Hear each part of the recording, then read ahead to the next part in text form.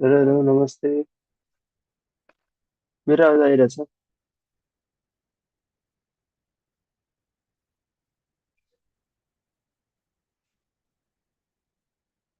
मेरो आवाज आइरहेछ कि आइरहेछ म चाहिँ हेर्नु। के छ भने भन्नु त। आइरहेछ? ल ठिक छ ल। कतिजना हुनुभएको छ भन्दाखेरि सुरु गरौँ है त क्लास। ढिलो नगरौँ। सुरु गर्दा हुन्छ?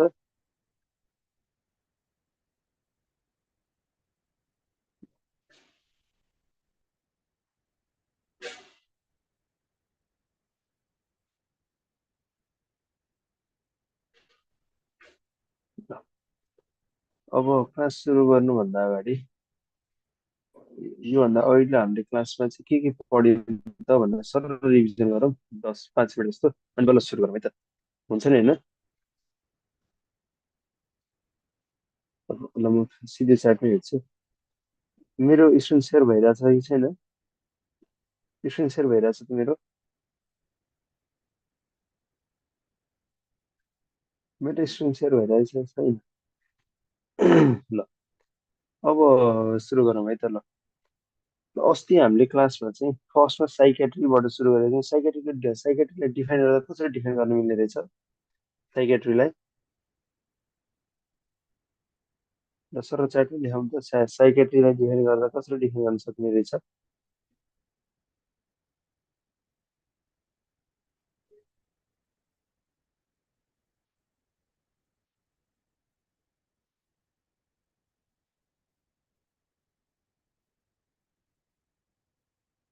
खोइ कता हराउनु भयो? र साइकेट्रीलाई डिफाइन गर्दा कसरी डिफाइन गर्न सकिन्छ र सर भन्नु न त।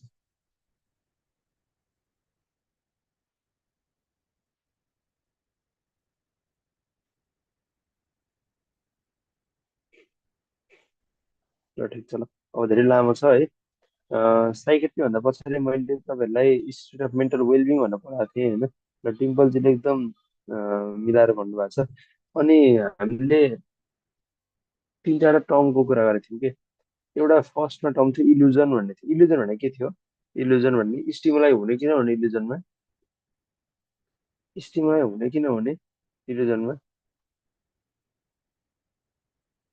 हो ल गुड। अनि डिल्युजन भने के थियो? डिल्युजन भने के थियो?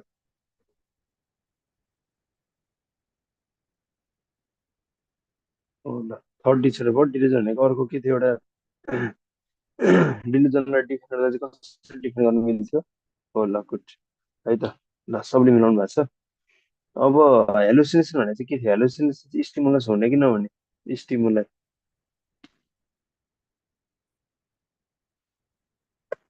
ल गुड। अनि मुड र एफेक्ट भन्ने नि मैले पढाएको थिएँ तपाईँहरूलाई। मुड भने के थियो? एफेक्ट भने के थियो?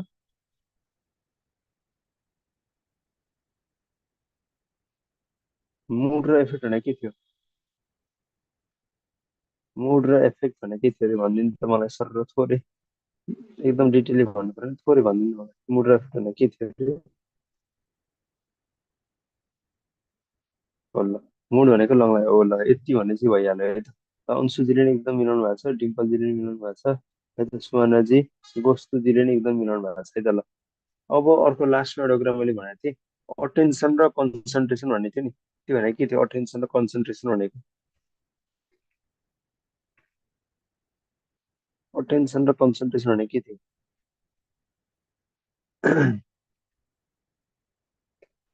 अटेन्सन र कन्सन्ट्रेसन भने के थियो त ल भनिदिनु त मलाई। हो ल, ऋतुजीले नि मिलाउनु भएको छ ल, अंशुजीले नि मिलाउनु भयो, सुस्मिताजीले नि मिलाउनु भएको छ है त ल। ल गुड। ल भनेपछि केही न केही याद छ भने चाहिँ मलाई अब पढाउनु मजा लाग्छ है त। ल ठिक छ। अब आजको टपिक सुरु गरौँ है त। आज चाहिँ अब अस्तिको क्लासमा तपाईँहरूले एकदम मेरो ह्यान्डराइटिङ बुझेर सर भन्नुभयो र अनि फेरि के हुँदो रहेछ भने 2 घन्टामा टाइममा चाहिँ लेख्न पनि पर्ने छ, बुझाउनु पनि पर्ने भएर चाहिँ आज मैले चाहिँ नोटै सर बनाएर ल्याएको छु। तपाईँहरूलाई एकदम सजिलो हुन्छ अनि एकदम छिटो छिटो क्लास पनि जान्छ है त हाम्रो ल। त्यो भने अब पढाउनु पनि सजिलो हुन्छ। ल, अब आज चाहिँ हामी रोग, हिजोसम्म हामीले चाहिँ सरल टर्महरू पढाएको थियौँ भने आज चाहिँ हामी डिसअर्डरमै जान्छौँ, डिजिज जान्छौँ है त, डिजिजमै पढ्छौँ है त, ठिक छ। ल, अब साइकेट्री भन्ने चाहिँ कस्तो डिजिज आउँछ? साइकेट्रिक अथवा साइकोटिक डिसअर्डर भन्ने आउँछ, हो कि होइन त? यसको मिनिङ के रहेछ त भन्दाखेरि साइकोटिक डिसअर्डर भनेर के बुझिन्छ भने सिभियर मेन्टल डिसअर्डर भनेको दिमागी होइन। मेन्टल हुने के हो, दिमागी भयो, दिमागी डिसअर्डर हो जसको कारणले चाहिँ के हुन्छ, थिङ्किङ र पर्सेप्सन हरेक कुरा चेन्ज आउँछ कि।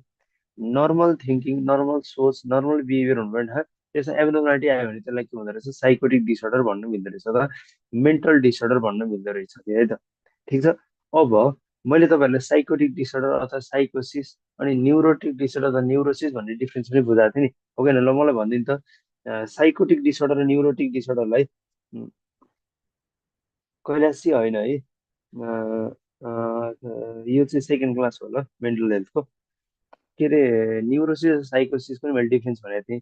त्यसमा पारामिटर चारवटा क्यारेक्टरलाई मैले छुट्याएर चारवटा क्यारेक्टरको बेसिसमा चाहिँ मैले साइकोसिस र न्युरोसिसलाई डिफ्रेन्स भनेको थिएँ होइन। के थियो भनिदिनु त मलाई सर, र चारवटा कम्पोनेन्टहरू के थिए साइकोसिस र न्युरोसिस डिफ्रेन्सिङ गर्नलाई अथवा छुट्याउनलाई?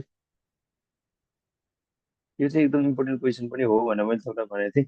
हो ल, जजमेन्ट भयो, गुड अंशजी, गोस्तुजीले एकदम सर्ट फर्ममा लेख्नु भएको छ। सबैले हो ल, डिम्पलजीले एकदम मिलाएर लेखिदिनु भयो है त, ल मलाई खुसी लाग्यो। यति लेखेपछि भयो है त।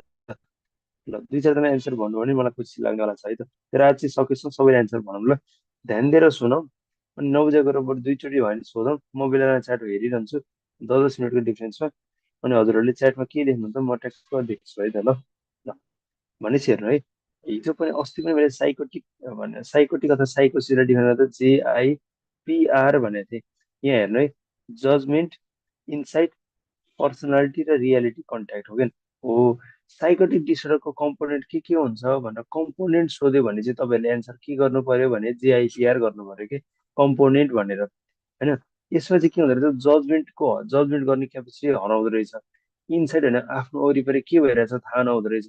आफ्नो पर्सनालिटी हेरेर त एकदम सबैसँग खुलेर हाँसेर बोल्ने मान्छे पनि के हुँदो रहेछन्, एकदम चुप्प लाएर बस्ने, बोल्न नखोज्ने त्यस्तो नै हुँदो रहेछन् कि। सँगसँगै आफ्नै पाराले बोलिरहने, इमेजिनेट टक्स गरिने भनेको रियालिटी कन्ट्याक्ट के मतलब छैन। ऊ घुम्न गएर छ तर त्यहाँ एकदम हाँस्ने माहौल छ भने ऊ रुन पनि सक्छ क्या कहिले काहीँ होइन। अनि एकदम दुःखी माहौल छ, कोहीलाई एकदम शोक परिरहेको छ भने त्यहाँ हाँसिन पनि सक्छ कि, भनेको रियालिटीसँग कन्ट्याक्टै हुन्न कि। हो त्यस्तोलाई चाहिँ के हुन्छ भने त्यस्तोको चाहिँ त्यो चारवटा क्यारेक्टरले गर्दा चाहिँ के भन्छ, साइकोटिक अथवा साइकोसिसलाई डिफाइन गर्न सकिन्छ भनेर लेखेको छ है त। ठिक छ, हरेक बुकमा यही कुरा लेखेको छ। अब सँगसँगै यो एउटा एउटा पोइन्ट मैले एक्सट्रा राखिदिएको छु, कसैलाई पनि साइकोटिक डिसअर्डर भएको छ भने चाहिँ त्यो पेसेन्टले चाहिँ के भन्छ भने आफूलाई रोगै लागेको छैन भनेर कि मलाई केही रोगै लागेको छैन, म एकदम ठिक छु भन्ने यस्तो सोध्छ, र ऊ चाहिँ डक्टरसँग अथवा कसैले ट्रिटमेन्ट गर्ने ठाउँतिर जानै खोज्दैन कि। त्यस्तो हुन्छ कि उसको चाहिँ, किन इन्साइटै हराइसकेको हुन्छ नि त, उसलाई के भइरहेको छ, कहाँ छु के छु केही पनि थाहा हुन्न नि त, होइन त। ठिक छ, त्यही भएर यो साइकोटिक डिसअर्डर हुँदाखेरि चाहिँ यो पनि हुन सक्दो रहेछ त। चारवटा कम्पोनेन्ट भनेर बुझ्नु पर्यो है त तपाईँले। भनेपछि के बुझ्नु पर्यो भने साइकोटिक डिसअर्डरको कम्पोनेन्ट के हो भनेर सोध्यो भने चारवटा कम्पोनेन्ट, जजमेन्ट, इन्साइट, पर्सनालिटी र रियालिटी कन्ट्याक्ट हुँदैन है भनेर चारवटा सम्झिनु पर्यो है त। ठिक छ। अब कम्पोनेन्ट भन्ने हो, अब सिम्टम के त भनेर सोद्धाखेरि सिम्टम लक्षणहरू के त, कसैलाई साइकोटिक डिसअर्डर भएको छ तर त्यसको लक्षणहरू के देखिँदो रहेछ भन्दाखेरि यो चारवटा कम्पोनेन्ट त डिल्युजनहरू त, डिल्युजन होइन के थियो, स्टिमुलस हुने नहुने, स्टिमुलससँग मतलबै थिएन, थर्ड डिसअर्डर भनेर मैले तपाईँलाई पढाएको थिएँ होइन। यसमा चाहिँ के हुँदो रहेछ भन्दाखेरि एकदम रिजिड खालको बिलिफ हुन्छ उसलाई भने, हेलुसिनेसन भनेको स्टिमुलस नभइकन उसले के सोचिरहेको हुन्छ कि, विथाउट स्टिमुलससँगै पर्सेप्सन गरेर हुन्छ होइन। यस्तो डिल्युजन, हेलुसिनेसन देखिँदो रहेछ। सँगसँगै अनयुजुअल बिहेभियरहरू, एकदम कस्तो अनौठो खालको बिहेभियरहरू देखिँदो रहेछ भने जस्तै यो हेर्नु त, डिस्कनेक्टेड थट प्रोसेस अथवा फर्मल थट डिसअर्डर पनि भन्छ। भनेको कस्तो भन्दाखेरि तपाईँले मैले वाट इज यर नेम भनेर कसैलाई सोध्यो भने उसले के भन्छ, मेरो घर चाहिँ यहाँ हो भन्छ, तर आफ्नो नाम चाहिँ भन्दै भन्दैन कि। त्यसलाई के भन्छ, फर्मल थट डिसअर्डर अथवा डिस्कनेक्टेड थट प्रोसेस भन्छ। ठिक छ। अर्को क्याटाटोनिया भनेको के भन्दाखेरि आफ्नो जिउको मुभमेन्ट कसरी भइरहेको छ उसलाई नै थाहा हुन्न कि, कहिले जिउ यसरी ओठ चलाइरहन्छ, जिब्रो बाहिर निकालिरहेको हुन्छ, यसो आँखा झिउ झिउ झिउ पारिरहेको हुन्छ, अनि हात खुट्टा चलाइरहेको हुन्छ, तर उसलाई थाहा नै हुन्छ। त्यसलाई क्याटाटोनिया भन्छ है त। ल ल मैले लेखिदिन्छु, क्याटाटोनिया भनेको के हो भन्दाखेरि अनअर्गनाइज्ड बडी मुभमेन्ट पनि भनिन्छ है त। ठिक छ। त हेर्नु भनेपछि तपाईँहरूले अनि अर्को कुरा हेर्नु त, यो आफै बोलिरहेको हुँदो रहेछ, आफै आफै बोल्छ, आफै आफैसँग हेर्दै हाँस्छ होइन। सँगसँगै पर्सनालिटी चेन्ज हुँदो रहेछ कि।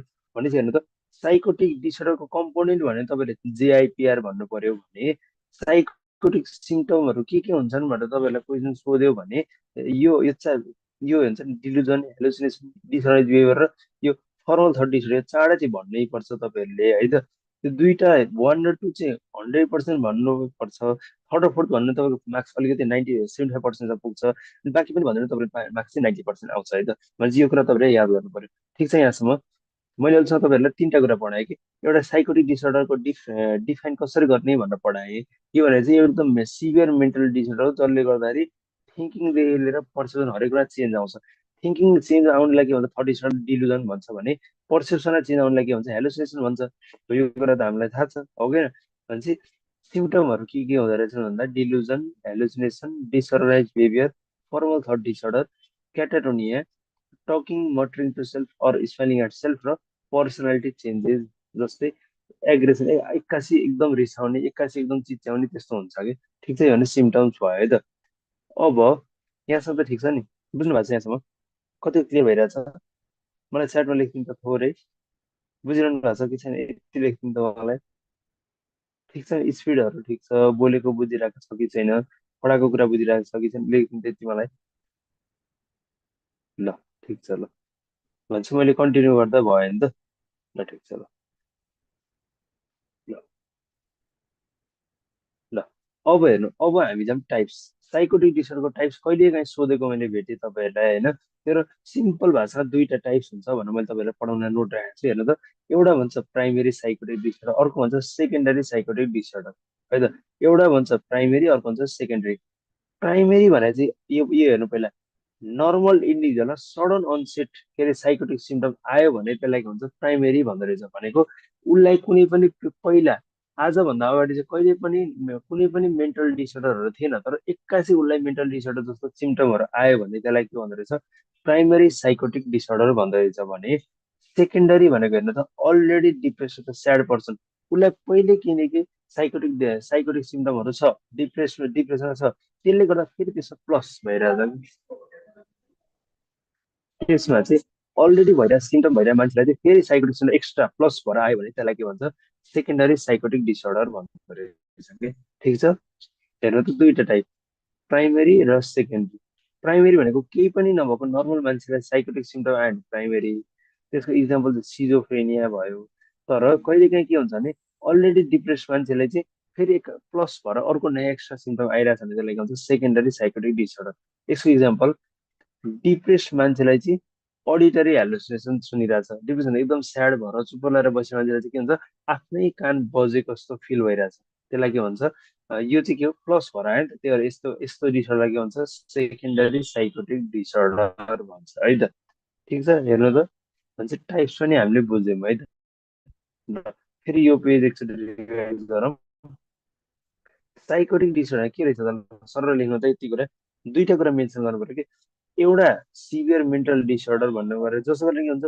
थिङ्किङ र पर्सेप्सनलाई चेन्ज आयो भनेर लेखेर त सकिहाल्यो त होइन साइकोटिक डिसअर्डर यसरी डिफाइन गर्दा मिल्यो अनि कम्पोनेन्ट भन्दाखेरि जेआइपिआर भन्ने सम्झिनु पर्यो है त जजमेन्ट इन्साइट पर्सनालिटी र रियालिटी भनेर सम्झिने बित्तिकै तपाईँलाई साइकोटिक डिसअर्डर भन्नुहोस् अथवा साइकोसिस भन्नुहोस् कुनै कन्फ्युजन हुन्न है त ठिक छ अब त्यस्तै गरी तपाईँहरूलाई साइकोटिक सिम्टम के हुन्छ ल चाँडा मलाई भनिदिनुहोस् त भनेर क्वेसन सोध्यो भने भाइ तपाईँहरू इन्टरभ्यू पनि कहिलेकाहीँ क्वेसन सोध्न सक्छ है त अब साइकेट्रिस्टले इन्टरभ्यू लिन बसिरहेको छ भने कहिलेकाहीँ ल भनिदिनु त्यो यसको एन्सर मलाई भनिदिनु त भनेर क्वेसन सोध्न सक्छ त्यो त तपाईँहरूले छुटाउनु नि हुने दुईवटा कुरा छ एउटा डिलुजन एउटा हेलुसिनेसन है त यो दुइटा कुरा चाहिँ छुटाउने भयो यो छुटाउनु भएन अनि बाँकी चाहिँ डिसअर्गनाइज बिहेभियर र फर्मल थर्ड डिसअर्डर भन्दा नि भयो अनि टाइप्सको कुरा गर्दा दुईटा टाइप्स के भन्दा प्राइमेरी र सेकेन्डरी यति हो नर्मल मान्छे केही पनि नदेखे मान्छे सट्टै सिन्ड्रोम हानि त्यसलाई प्राइमेरी किन के भइरहेको मान्छेलाई फेरि प्लस भएर हानि त्यसलाई सेकेन्डरी यति त भन्न सकियो हामीले है त अब हामी जाऊँ अब जाऊँ पर्फेक्ट डिसअर्डरतिर अथवा डिजिजतिर है त पर्फेक्ट डिजिज अथवा डिसअर्डरतिर सबभन्दा फर्स्ट हामीले पढ्ने आज के छ भने सिजोफ्रेनिया भन्ने पढ्छौँ है त तपाईँहरूलाई सिजोफ्रेनियाको बारे के थाहा छ त ल थोरै मलाई भनिदिनु त सिजोफ्रेनियाको बारे के थाहा छ त?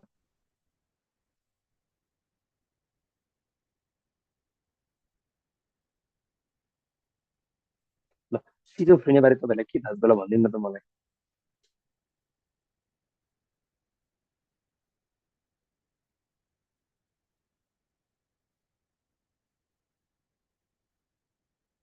ए सार्न दिनु भन्नु रहेछ ल। ल यो मैले यो पेजै पल्टाइरहेँ है त तपाईँहरू ल। ल ल सार्नु है त सबैले। ल यति यति सार्नु त म तपाईँलाई 2 मिनट दिन्छु टाइम।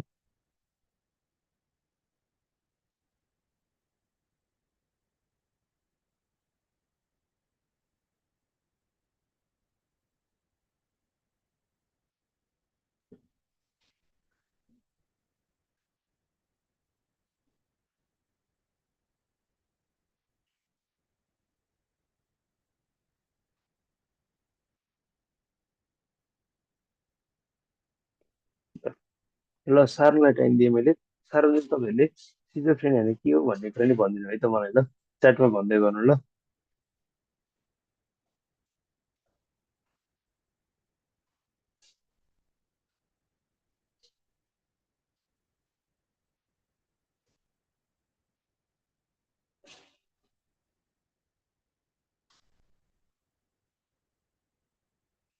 अब सार्न टाइम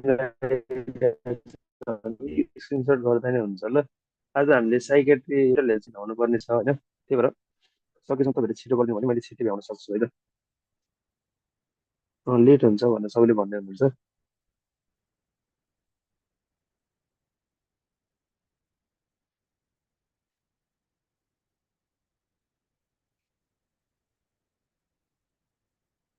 ल ठिक छ ल।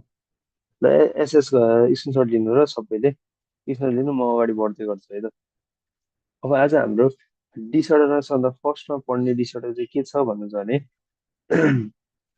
सिजोफ्रेनिया छ होइन। अब मैले तपाईँहरूलाई अघि धेरैजना स्प्लिट स्प्लिट भन्दै हुनुहुन्छ होइन। अब सबभन्दा फर्स्टमा डिफाइन गर्दा त एउटा के भनेर डिफाइन गर्नु पऱ्यो, schizophrenia is a mental disorder भन्नु पर्यो। जसलाई चाहिँ क्यारेक्टराइज केले गरेको छ भने डिस्ट्रप्सन, जसलाई चाहिँ भन्छ स्प्लिट। केमा? थट प्रोसेसमा, पर्सेप्सनमा, इमोसनल रिलेसनसिपमा र सोसल इन्टरेक्सनमा चाहिँ चारवटा कुरा सोच्ने, देखेको कुरा कसरी लिने, अनि कसरी इमोसनली आफूलाई रिलेट गर्ने र बाहिर भइरहेको कुरालाई कसरी इन्ट्रेक्सन गर्ने, यो चारवटा कुराले चाहिँ स्प्लिट, चारवटा कुराबाट चाहिँ मान्छे स्प्लिट हुने त्यही हुन्छ, संसारबाटै स्प्लिट हुन्छ कि भनेको वर्ल्डबाटै, आफ्नो इन्भाइरोमेन्टबाटै स्प्लिट हुने कन्डिसनलाई चाहिँ के भन्दो रहेछ, सिजोफ्रेनिया भन्दो रहेछ। ठिक छ, त्यो कुरा चाहिँ बुझ्नु पर्यो है त। सिजोफ्रेनिया हेर्नु त क्लियर छ कि एउटा मेन्टल डिसअर्डर हो। केले गर्दा कसरी क्यारेक्टराइज भएको छ भन्दाखेरि डिस्ट्रप्सन अथवा split in thought process, perception, emotional responsiveness र सोसल इन्ट्रेक्सन, यसमा डिस्ट्रप्सन भयो भन्ने कुरा भन्छ यसले। अब यो सिजोफ्रेनिया भन्ने टर्म चाहिँ कसले कोइन गराएको रहेछ भन्दाखेरि युजिन ब्लुअर भन्ने टर्म मान्छेले कोइन गर्दै रहेछ। यति भएपछि अलिकति हामीलाई थोरै थोरै भए क्लियर हुन्छ है त। युजिन ब्लुअरले कोइन गर्दै रहेछ। अब हामीलाई इम्पोर्टेन्ट चाहिँ के छ भने युजिन ब्लुअरले चाहिँ 4A भन्ने एउटा ट्रिक दिएर सिजोफ्रेनियालाई डायग्नोस गर्दा मिल्छ है भन्दा रहेछ यसले। यो भनेको के रहेछ, 4A भन्दा के रहेछ भन्दाखेरि एउटा ए भनेको के रहेछ, अटिजम रहेछ। अर्को ए भनेको के रहेछ भने अटिजम भनेको के हो भने, अटिजम भने तपाईँले एकदम धेरै सुन्नु भएको पनि होला। अटिजम भनेको के हो भन्दाखेरि आफू सोसल विथड्रल अथवा बिङ अलोन भनेको एक्लै बस्न रुचाउने, बाहिर के भइरहेछ मतलबै भएन कि आफ्नो वरिपरि के भइरहेछ भन्ने कुरालाई मतलब नगर्ने लाई चाहिँ के पनि भन्छ अटिजम भनेर नि भन्नु मिल्छ है त। ठिक छ, यो भयो। अर्को एम्बी भ्यालेन्स भनेको कुनै पनि एउटा इन्सिडेन्ट दियो अथवा कुनै पनि एउटा डिसाइड गर्ने खालको कुरा दियो भने ऊ डिसाइडै गर्न सक्दैन कि। एम्बी भ्यालेन्स दुइटैतिर ठिक्क हुन्छ यस्तो दुई जे भने हुन्छ भन्ने जस्तो कुराहरू छ, त्यसलाई एम्बी भ्यालेन्स भनिन्छ है त। भने अर्को कुरा अफेक्टिभ फ्ल्याटनिङ भनेको नो इमोसन स्विङ भनेको बाहिर रुनुपर्ने बेला रुँदैन रुँदैन, हाँस्नुपर्ने बेला हाँस्दैन, आफ्नै पाराले बस्छ कि।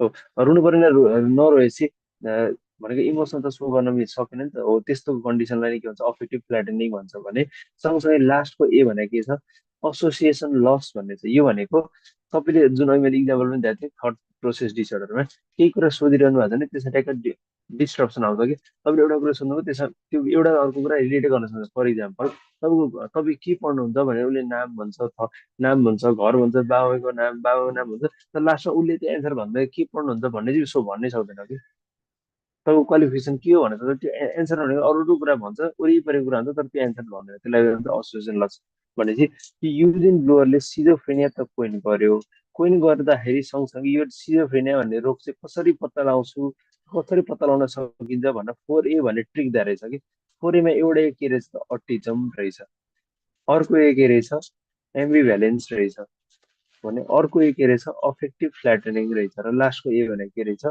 एसोसिएसन लस रहेछ है त यति कुरा बुझ्नुभयो यति कुरा बुझ्नुभयो कि ल यो दुईटा कुरा बुझ्नुभयो कि भन्नु एम्बिभ्यालेन्स भनेको कस्तुजीले सोध्नु भएको छ एम्बिभ्यालेन्स एम्बिभ्यालेन्स भनेको चाहिँ कस्तो भन्दाखेरि तपाईँ घर जाने कि यहीँ बस्ने भनेर तपाईँले सोध्नुभयो भने खै म त के गर्ने गर्ने भनेर कन्फ्युज हुन्छ कि त्यो मान्छे त्यसलाई चाहिँ एम्बिभ्यालेन्स भन्छ कि यसो गर्छु भन्नै सक्दैन कि तपाईँ भात खाने कि रोटी खाने भने खै खै खै भन्छ कि जे नै खान्छ तर के गर्ने नै थाहा हुन्न कि त्यसको लागि के भन्छ एम्बिभ्यालेन्स भन्छ है त हो यस्तो यस्तो चारवटा सिम्टम चाहिँ कसले एक्सप्लेन गर्दो रहेछ युजिन ब्लुअरले दिएको 4A क्राइटेरियाले डिस्क्राइब गर्दो रहेछ है त ठिक छ अब हामीलाई यो अब आएको कुरा के भन्दाखेरि युजिन ब्लुअरले जुन कुराहरू भन्यो यति कुरा चाहिँ के भएछ क्लियर भनेर हरेक कुरालाई कभर गर्न नसकेर पछि फेरि एउटा नयाँ मान्छे आउनु भएछ को भन्दाखेरि कट स्नाइडर भन्ने मान्छे आउनु भएछ यसले चाहिँ के उहाँले चाहिँ के दिनु भएछ भन्दाखेरि first rank symptoms of the schizophrenia भनेको यो सर्टेन सिम्टम्सहरू चाहिँ सिजोफ्रेनिया भएको मान्छेलाई देखिन्छ देखिन्छ भनेर दिनुभएको छ कि हो यसलाई के पनि भन्छ पोजिटिभ सिम्टम सिम्टम के हुन्छन् कि पोजिटिभ हुन्छन् कि नेगेटिभ हुन्छ भनेको कुनै चाहिँ हुन्छ हुनेवाला हुनेलाई अब पोजिटिभ भनेको के भन्दाखेरि हुन्छलाई पोजिटिभ भनिन्छ हुँदैलाई के भन्छ नेगेटिभ भनिन्छ नि त त्यस्तै यो चाहिँ हुन्छ भन्नेवाला कुरा अथवा पोजिटिभ सिम्टम भन्ने चाहिँ 11 सिम्टम दिनुभएको रहेछ कि त्यसमा के पर्दो रहेछ भन्दाखेरि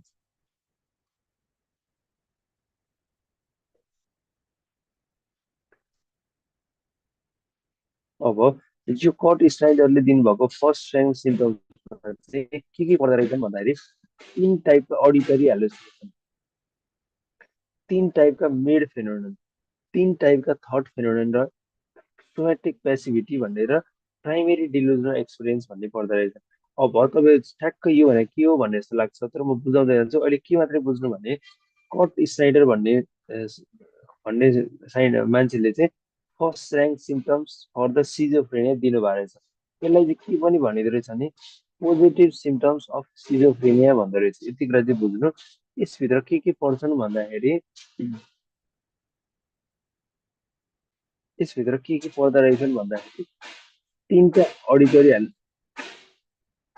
तिनवटा अडिटरी हेलुसिनेसन तिनवटा मिड फेनोमेनन तिनवटा थर्ड फेनोमेनन एउटा सोमेटिक पेसिभिटी र प्राइमेरी डिलिजनल एक्सपिरियन्स भन्ने पर्दो रहेछ अब आउँछ तिनवटा अडिटरी हेलुसिनेसन त भने मैले के हो त तिनवटा अडिटरी हेलुसिनेसन भन्ने कुरा आउन सक्छ के रहेछ भन्दाखेरि है त तिनवटा अडिटरी हेलुसिनेसन भन्दा फर्स्ट आउँछ फर्स्ट पर्सन अडिटरी हेलुसिनेसन भन्दो रहेछ यो भनेको के हो भन्दाखेरि तपाईँले जे सोच्नुभयो त्यही कुरा ट्याक्क कानमा गुन्जिने रहेछ कि यसलाई के भन्दो रहेछ त फर्स्ट पर्सन अडिटरी हेलुसिनेसन भन्दो रहेछ भनेपछि अडिटरी हेलुसिनेसन तिन टाइपका हुन्छ भनेको थियो त्यसमा फर्स्ट टाइप चाहिँ के रहेछ फर्स्ट पर्सन अडिटरी हेलुसिनेसन यो भनेको के रहेछ त भन्दाखेरि पर्सनको आफ्नो थट्स चाहिँ आफैले सुन्छ केही कुरा सोचिरहेको छ म यस्तो गर्छु त्यही कुरा कानमा गुन्जिरहन सक्ने रहेछ है त त्यस्तै गरी सेकेन्ड टाइपको अडिटरी हेलुसिनेसन के रहेछ भन्दाखेरि सेकेन्ड पर्सन अडिटरी हेलुसिनेसन भन्ने रहेछ यो भने चाहिँ के हो भन्दाखेरि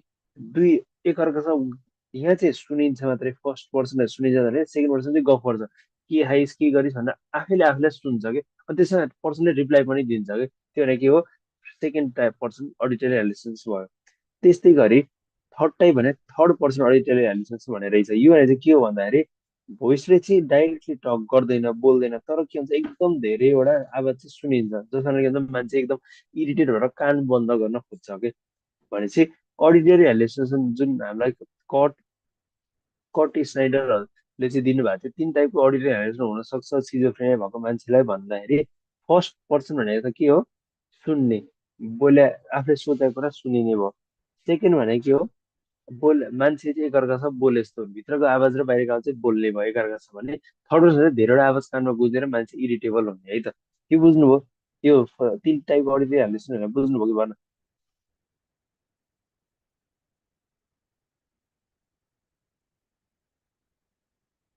बुझ्नुभयो कि भन? ए, मलाई भन्नु त बुझ्नुभयो कि भन? ल ठिक छ है। यसो च्याटमा बोल्दै गर्नु ल, केही कुरा बुझ्नु भने नि लेखिहाल्नु ल, मैले सोध्नु नपरोस्, म ट्याक्क त्यो एन्सर कभर गरिदिन्छु है त। ल हेर्नु, भनेको खट स्ट्यान्डर्ड दिएको तिनवटा अडियो रहेछ, क्लियर हो। अब सेकेन्ड के रहेछ? तिन टाइपको मिड फिनोमेनन हुन्छ भनेको छ। के टाइपको मिड फिनोमेनन हुँदो रहेछन् भन्दाखेरि, मैले यहाँ हेर्नु त एउटा चित्र राखेको छु। मिड फिनोमेनन चाहिँ तिनवटा टाइप के भन्दाखेरि, एउटा मिड इम्पल्स भन्ने हुँदो रहेछ, अर्को मिड भोलिसन भन्ने हुँदो रहेछ, अर्को मिड अफेक्ट भन्ने हुँदो रहेछ। यो भने के हो भन्दाखेरि, मिड इम्पल्स, इम्पल्स भने के रहेछ भन्दाखेरि, someone made the patient become impulsive भनेको, पेसेन्टले चाहिँ रियाक्सन देखाउन चाहिँ भित्रबाट कसैले अराइरहेछ कि उसलाई, अराएको जस्तो फिल हुन्छ, त्यो भनेको मिड इम्पल्स भयो। जस्तै के भन्छ भने, पेसेन्टले चाहिँ जसलाई उसले हान्यो, hit the person next to him because someone made him to do it भन्छ। यो भनेको आफूले नचाहि नचाहि कसैले गरै गर भनेर प्रेसर दिएर गर्दा उसले हाने गरे एक्सन हुन सक्छ कि, त्यसलाई के भन्छ? मेड इम्पल्स भन्दो रहेछ। ठिक छ। त्यस्तै भोलिसन भन्दा त्यो भनेको के भन्दाखेरि, complex plant behaviour of the patient भन्दो रहेछ। भनेको भनेको उसले चाहिँ केही काम गर्छ तर एकदम कम्प्लेक्स वेमा गर्दो रहेछ कि। जस्तै उसले के गरी फोन फुटाउनु पर्यो, फोन फुटाउन त सजिलो छ नि त, फोन ड्याममा माथिदेखि तलसम्म भुइँमा झटारेदेखि त फोन फुट्छ। तर बिरामीले के गर्दैन भने, त्यसरी झटारेर फुटाउँदैन। कसो गर्छ भने, फोन चाहिँ ग्राउन्डमा, आफू नै ग्राउन्डमा बस्छ, फोनलाई नै ग्राउन्डमा राख्छ र सानसानो हेर्नु त एभ्री पार्टहरूलाई रिमुभ गर्छ र देन देन हरेक पार्टलाई चाहिँ फुटाउँछ क्या उसले। त्यो भनेको हो मिड भोलिसन भयो। यो नि हुनसक्छ, मिड इम्पल्स पनि हुनसक्छ, मिड भोलिसन पनि हुनसक्छ। त्यस्तै अर्को हुनसक्छ मिड अफेक्ट भन्ने। यो भनेको के भन्दाखेरि, हेर्नु त फिल, काम भन्दा नि उसले रुन मन लागिरहेछ भने किन रोयो भन्दाखेरि, कसैले मलाई रो भन्यो कि, एक्सन भयो भने मिड इम्पल्स हुन्थ्यो, तर यहाँ चाहिँ फिल भइरहेछ कि। ठिक छ। कस्तो भन्दाखेरि, patient jumps in joy and says he was made to feel so बाइसँग भनेको, ऊ चाहिँ खुसी हुन, रुन, दुखी हुन भनेको एउटा एक्सप्रेसन अथवा आफूलाई फिल गर्न चाहिँ कसैले अराएको जस्तो फिल हुन्छ कि उसलाई, हो त्यसलाई के भन्छ? मिड अफेक्ट भन्छ। ठिक छ। तिनवटा कुरा बुझ्नुभयो कि भन हेर्नु त? मिड फिनोमेनन भनेको तिन टाइपको मिड फिनोमेनन हुँदो रहेछ। के भन्दाखेरि, मिड इम्पल्स, मिड भोलिसन र मिड अफेक्ट भन्ने हुँदो रहेछ। मिड इम्पल्स भने के रहेछ त भन्दाखेरि, कसैले भित्रबाट अर्डर दिएर उसले गरेको काम हुँदो सक्दो रहेछ भने। सेकेन्ड भनेको, कसैले अर्डर त दियो तर अलिकति कम्प्लेक्स खालको अर्डर दिएछ र त्यही अनुसार उसले, इक्जाम्पलको लागि चाहिँ फोन टोक्राउँदाखेरि सानो सानो भित्रका सबै पार्ट पुर्जा निकाल्नु ड्याम ड्याम हानेर फुटाउँदो रहेछ कि, त्यस्तो हुन सक्दो रहेछ भने। लास्टको कुरा चाहिँ फिलको कुरा, फिलिङको कुरा, एक्सप्रेसनको कुरा आयो। उसले एक्सप्रेसन अथवा फिल चाहिँ कसले कसैले अर्डर यसो गर, रो, करा, हाँस भनेर त्यसरी अर्डर दिएको कारणले चाहिँ उसले के गर्न सक्दो रहेछ? फिल गर्न सक्दो रहेछ है त। ठिक छ। यसलाई भन्छ मेड अफेक्ट। यो हो मेड फेनोमेनन। अब आउँछ थर्ड फेनोमेनन। तिन टाइपका के भन्न सक्दो रहेछन्? थर्ड फेनोमेनन हुन सक्दो रहेछन् है त। के भन्दाखेरि, फर्स्टको थर्ड फेनोमेनन के छ? थर्ड इन्सर्सन भनेको, इन्सर्ट भनेको के हो? हालिदिनु हो नि त। भनेपछि पेसेन्टलाई चाहिँ के लाग्छ भने, समवानले चाहिँ के गर्छ, थटहरू चाहिँ माइन्डमा हालिदिइरहेछ भन्ने कुरा, केही कुरासँग रिलेटेड कुरा चाहिँ बाहिरबाट कसै मान्छेले हालिदिएको जस्तो फिल हुन्छ कि, त्यसलाई के भन्छ? थट इन्सर्सन भन्छ। त्यस्तै थट विड्रल भन्दो रहेछ। यो भने के भन्दाखेरि, पेसेन्टलाई चाहिँ कस्तो लाग्छ भने, आफ्नो सोचेको कुराहरू चाहिँ सबै निकालिरहेछ केही कसैले भन्ने जस्तो लाग्दो रहेछ कि, त्यसलाई के भन्छ? थट विड्रल भन्दो रहेछ। त्यस्तै थट ब्रोडकास्ट भन्दो रहेछ। यो भने कस्तो भन्दाखेरि, पेसेन्टलाई के लाग्छ भने, आफूले जति पनि थिङ्क गरिरहेछ नि, सोचिरहेछ नि, यो सबै कुरा चाहिँ के हुन्छ? बाहिर सबैले थाहा पाइसके भन्ने जस्तो लाग्दो रहेछ, त्यसलाई के भन्छ? Thought broadcast. ठिक छ। हेऱ्यो त, थर्ड फिनोमेनन कतिवटा हुँदो रहेछ? तिन टाइपका हुँदो रहेछन्। के भन्दाखेरि, एउटा थर्ड इन्सर्सन भयो, अर्को थर्ड विड्रल भयो, अनि अर्को के हो? थर्ड ब्रोडकास्ट भयो। इन्सर्सन भनेको के, कसैले हालिदिइरहेछ भन्ने जस्तो लाग्यो। विड्रल भनेको कसैले बाहिर तानिरहेछ जस्तो लाग्यो। ब्रोडकास्ट भनेको आफूले सोचेको कुरा चाहिँ सबैले थाहा पाइसके जस्तो लागेर ऊ एकदम झन् आत्तिन्छ कि। भनेपछि यस्तो थर्ड फिनोमेनन पनि हुन सक्छ रहेछ है त। ठिक छ। अब आउँछ सोमेटिक पेसिभिटी भन्ने, अथवा डिलुजन अफ, यहाँ डिलुजन अफ कन्ट्रोल भन्ने नि हुन्छ है त। यो delusion of somatic passivity or delusion of control भन्छ। यो भने के हो भन्नुहुन्छ भने यो भने के हो भन्दाखेरि सोमेटिक अथवा सो भने बढी भयो, पेसिभिटी भने अन्टर एक्सटर्नल कन्ट्रोल भनेको के हो भन्दाखेरि उसलाई आफ्नो जिउ मुभ गर्न देखेर के एक्सन गर्नलाई चाहिँ बाहिरबाट कसैले कन्ट्रोल गरिरहेछ भन्ने जस्तो फिल हुन्छ क्या, त्यसलाई के भन्छ सोमेटिक पेसिभिटी अथवा डिलुजन अफ कन्ट्रोल भन्छ है त। यहाँ मैले इक्जाम्पल राखेको छु, केही गरी कसै उसलाई चाहिँ के लाग्छ भने उसलाई खोकी लगाइरहेछ तर because of infrared around by terrorist. अब टेरिस्टको वरिपरि चाहिँ उसलाई टेरिस्टको वरिपरि एकदम डराइरहेको बेला चाहिँ उसलाई के चाहिँ खोकी लाग्छ, किन खोकी लाग्छ भन्ने रिजन भन्दाखेरि त्यहाँ चाहिँ इन्फ्रारेड रेजले गर्दा मलाई खोकी लाग्यो भने चाहिँ केही कुराले गर्दा एक्सटर्नल कन्ट्रोलले गर्दा उसलाई खोकी लाग्यो भन्ने चाहिँ कुरा गर्छ कि ठिक छ। यस्तो भनेको यो सिजोफ्रेनियादेखि यो सिम्टम भयो। त्यस्तै अब लास्ट सिम्टम के भन्यो भन्दाखेरि प्राइमेरी डिलुजनल एक्सपिरियन्स भनेको डिलुजन भनेको के हो, रिजिड थट भयो हो कि रिजिड फिलिङ भयो। यसमा चाहिँ के हुन सक्दो रहेछ भने डिलुजनल आइडिया हुन सक्दो रहेछ, केही कुरा चाहिँ उसलाई यस्तो आइडिया आइडिया आएर चाहिँ जसले गर्दा चाहिँ त्यो एटेम्प हुन्छ कि है हुन्छ है, भइसकेको छ कि हुन सक्छ भन्ने चाहिँ एकदम कन्भिन्स हुन सक्दो रहेछ कि ठिक छ। यो के हो डिलुजनल आइडिया भयो। त्यस्तै डिलुजनल मेमोरी भनेको कुनै पनि एउटा फल्स मेमोरी, पुरानो मेमोरी चाहिँ उसको माइन्डमा यस्तो मजाले स्टिक भएको छ कि त्यो कुरा कहिले भएको छैन तर उसको माइन्डमा यस्तो मजाले स्टिक भएको छ कि उसले कसैले भने नि मान्दैन, त्यसलाई डिलुजनल मेमोरी भन्यो। अनि अर्को डिलुजनल मुड भयो कि उसलाई चाहिँ के लाग्छ भने कहिले एकदम राम्रो हुन लाग्छ भने एकदम खुसी भएको भइ गर्छ भने कहिले कहिले एकदम नराम्रो लाग्छ भने दिनभर स्याड हुन सक्छ कि यो चाहिँ something is going to happen जस्तो फिल भएर।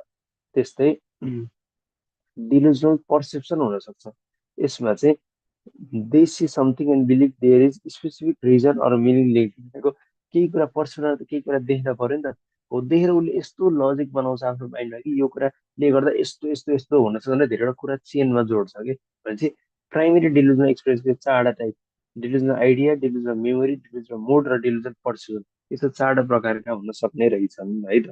ठिक छ हेर्नु त, भनेपछि म एकचोटि फेरि रिभाइज गरेँ तपाईँहरूलाई। मैले अघि भर्खरै भनेको थिएँ कट स्नाइडरले दिनुभएको सिम्टमहरूमा 11वटा हेर्नु, तिन तिन नौ भयो 10, 11वटा सिम्टममा तिनवटा के पर्दो रहेछ अडिटरी हेलुसिनेसन, तिनवटा के पर्दो रहेछ मेड फेनोमेनन, तिनवटा के पर्दो रहेछ थर्ड फेनोमेनन, एउटा स्वेटिक एक्टिभिटी र लास्टको के हो डेइली भयो। अडिटरी तपाईँले बुझ्नु भएको छ, मेड भनेको तिनवटा हो, यो नि तपाईँले बुझ्नुभयो जस्तो लाग्छ मलाई। अनि थर्ड पनि बुझ्नु होला। अनि लास्टको त सोमेटिक पेसिभिटी भयो अथवा प्राइमेरी डिलुजन एक्सपिरियन्स भयो। ल तपाईँहरूले अब टक्कै स्क्रिनसट खिच्नुहोस् अनि हामी अगाडि बढ्छौँ है त। ल स्क्रिनसट खिच्नुहोस् अनि म एकचोटि ल यहाँ सब बुझ्नुभयो कि भन्नु ल भन्नु त मलाई।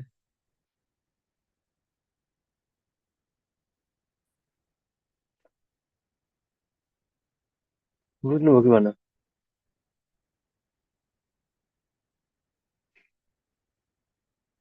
पिङ्की चाहिँ कस्तो हुन्छ भने लोकसेवा कति सोध्छ भन्ने नै थाहा हुन्न कि, त्यही भएर तपाईँहरूलाई चाहिने कुरा चाहिँ मैले भनिदिनु त पर्यो, रिलेटेड कुराहरू भनिदिनु पर्यो।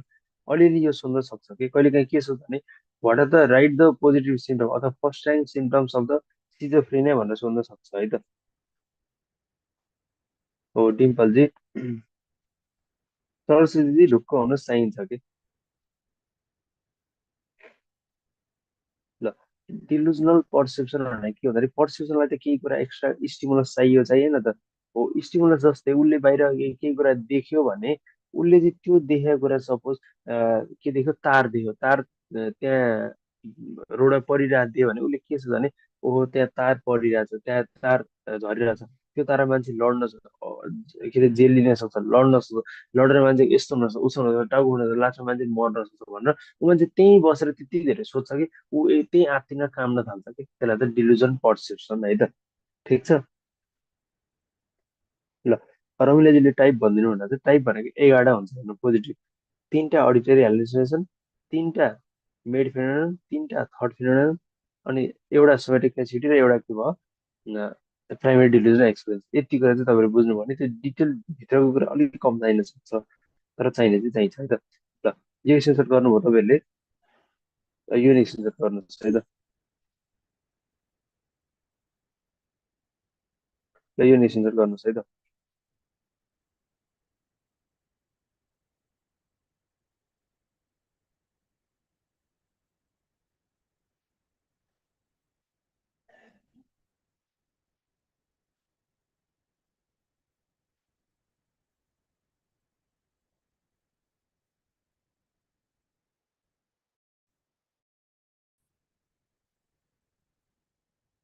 ल यसो लिनुभयो।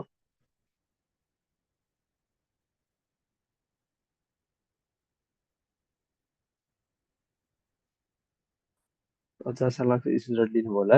अब हामी जाम केमा जाम भन्दाखेरि हामीले पोजिटिभ सिम्टम त पढ्ने, अब जाम नेगेटिभ है त। नेगेटिभ सिम्टमहरू के हुन सक्छन् भन्दाखेरि सिजोफ्रेनिया भएको मान्छेलाई चाहिँ नेगेटिभ सिम्टम भनेको सबभन्दा फर्स्टमा के हुन्छ, अप्याथी भन्ने हुन सक्छ। अप्याथीको मिनिङ भनेको वरिपरि सराउन्डिङमा केही पनि इन्ट्रेस्ट छैन उसलाई। जस्ट आफूमा इन्ट्रेस्ट छ तर आफूमा इन्ट्रेस्ट नहुन सक्छ, तर केही कुरा इन्ट्रेस्ट नहुन सक्छ, त्यसलाई के भन्छ, अप्याथी भन्छ। अर्को अभोलिसन के भनेको कुनै पनि कुरालाई ड्राइभ गर्नलाई मोटिभेसनै छैन, केही कुरा अगाडि बढ्नलाई उसलाई मोटिभेसनै नहुन सक्छ। अर्को एनिडोनिया भनेको कुनै पनि कुरा गर्दा पहिला उसलाई एकदम खुसी मिल्थ्यो होइन, अब त्यो कुरा गर्दा उसलाई खुसी नमिल्न सक्छ होइन। अर्को अफेक्टिभ फ्ल्याटनिङ, मैले अघि तपाईँलाई सुनाएको थिएँ इमोसन, लो इमोसन भनेर सिकाएको छु तपाईँहरूलाई मैले अघि। अर्को अटेन्सन डेफिसिट, केही कुरा ऊ ध्यान दिएर बस्नै सक्दैन, हलचल हुन्छ, के के गरौँ भन्ने चाहिँ फिल हुन्छ उसलाई। त्यस्तै अर्को अलोजिया अथवा पोभर्टी अफ थिङ्किङ अथवा पोभर्टी इज भनेको उसलाई बोल्नै आउँदैन कि के बोल्ने कोही कुरा सोध्यो भने के बोलौँ जस्तो हुन्छ कि। ठिक छ। अनि मिनिमल इन्ट्रेक्सन हुन्छ यस्तो मान्छेलाई, के हो नेगेटिभ सिम्टम्स भयो। पोजिटिभ नेगेटिभ जुन पनि सिम्टम आउन सक्छ सिजोफ्रेनियालाई, त्यस्तै हामीले पोजिटिभ प्लसवाला सिम्टम र माइनसवाला सिम्टम छुट्याउँदा चाहिँ यो लिस्ट पर्छ है त। हेर त मैले क्लियरली लेखेको छु तपाईँहरूलाई। अप्याथीको मिनिङ के हो, अभोल्युसनको मिनिङ के हो, एनिडोनियाको मिनिङ के हो, अफेक्टिभ फ्ल्याटनिङको मिनिङ के हो, यो सबै कुरा मैले लेखिदिएको छु। यति कुरा बुझ्नु है त, यो स्क्रिनसट लिइहाल्नु तपाईँहरूले है त। ठिक छ, यहाँ सब बुझिएको छ छैन?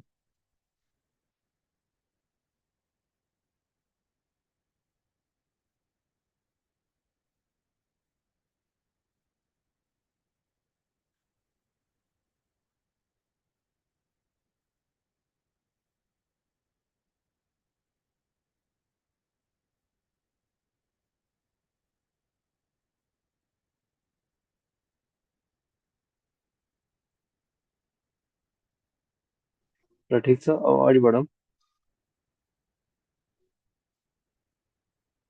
रोमा चाहिँ मेन्टल हेल्थ र मेन्टल हेल्थ कसरी सम्बन्ध भने त, मेन्टल हेल्थ भनेको त कसरी हेल्थलाई, हेल्थ चाहिँ मेन्टलमा चाहिँ एक्सप्रेस गरेर कि हेल्थ भनेको के हो, के अरे health is define as a completely के अरे कम्प्लिटली मेरिली नट के अरे एब्सेन्स अफ डिजिज भन्ने के भन्दा चाहिँ त्यस्तै मेन्टल्ली दिमागसँग रिलेटेड हो कि थिङ्किङ थट्ससँग रिलेटेड डिजिजलाई चाहिँ मेन्टल इलनेस भन्छ कि, त्यो सेम होइन है त।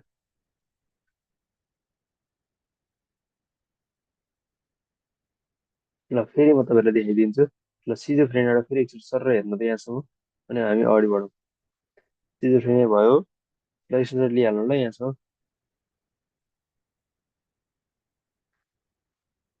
स्क्रिनसट लिनुभयो, ल छिटो छिटो स्क्रिनसट लिनु है।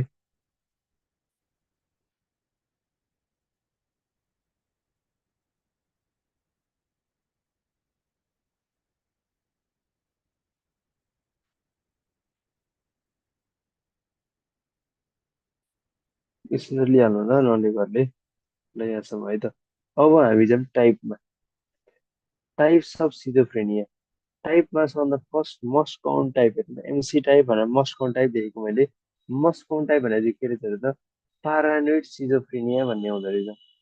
यो प्यारालाइड सिजोफ्रेनिया चाहिँ के भन्छ भने, यो पोजिटिभ सिम्टम अथवा फर्स्ट टाइम सिम्टम देखिन्छ, तर नेगेटिभ सिम्टम देखिनै सकिन्छ नदेखिनै सकिँदो रहेछ कि भनेपछि पोजिटिभ सिम्टम 100% देखिन्छ तर नेगेटिभ सिम्टम चाहिँ नदेखिन पनि सक्दो रहेछ है त। यो भने के हो, पारानोइड सिजोफ्रेनिया भयो। के भयो अरे, पारानोइड सिजोफ्रेनिया। त्यस्तै अर्को आउँछ सिम्पल सिजोफ्रेनिया। सिम्पल सिजोफ्रेनिया भने चाहिँ के रहेछ भन्नु भने रेयरेस्ट टाइप भयो। यसमा चाहिँ के मात्रै देखिएको रहेछ, नेगेटिभ सिम्टम मात्रै देखेर चाहिँ बिरामीलाई। त्यही भएर यसले गर्दा चाहिँ हामीलाई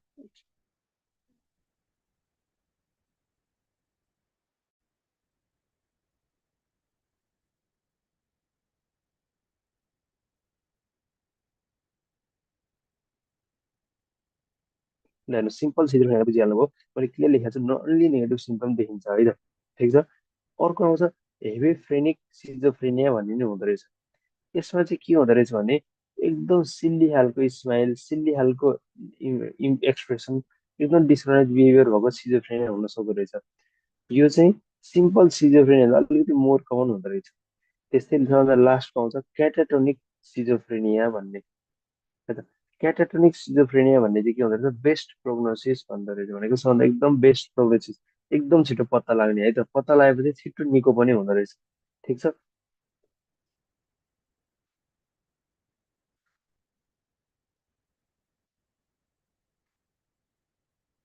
ल हेर्नु, यसले त टाइप्स छ नि, हाम्रो चारवटा टाइप्स रहेछ, पारानोइड, सिम्पल, हेभोफ्रेनिक र क्याटाटोनिक है त। पारानोइड, सिम्पल, हेभोफ्रेनिक र क्याटाटोनिक।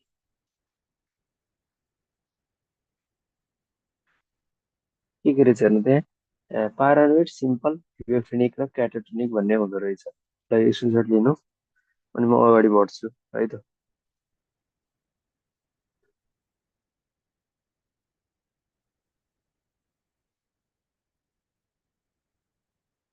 अब आउँछ म्यानेजमेन्ट।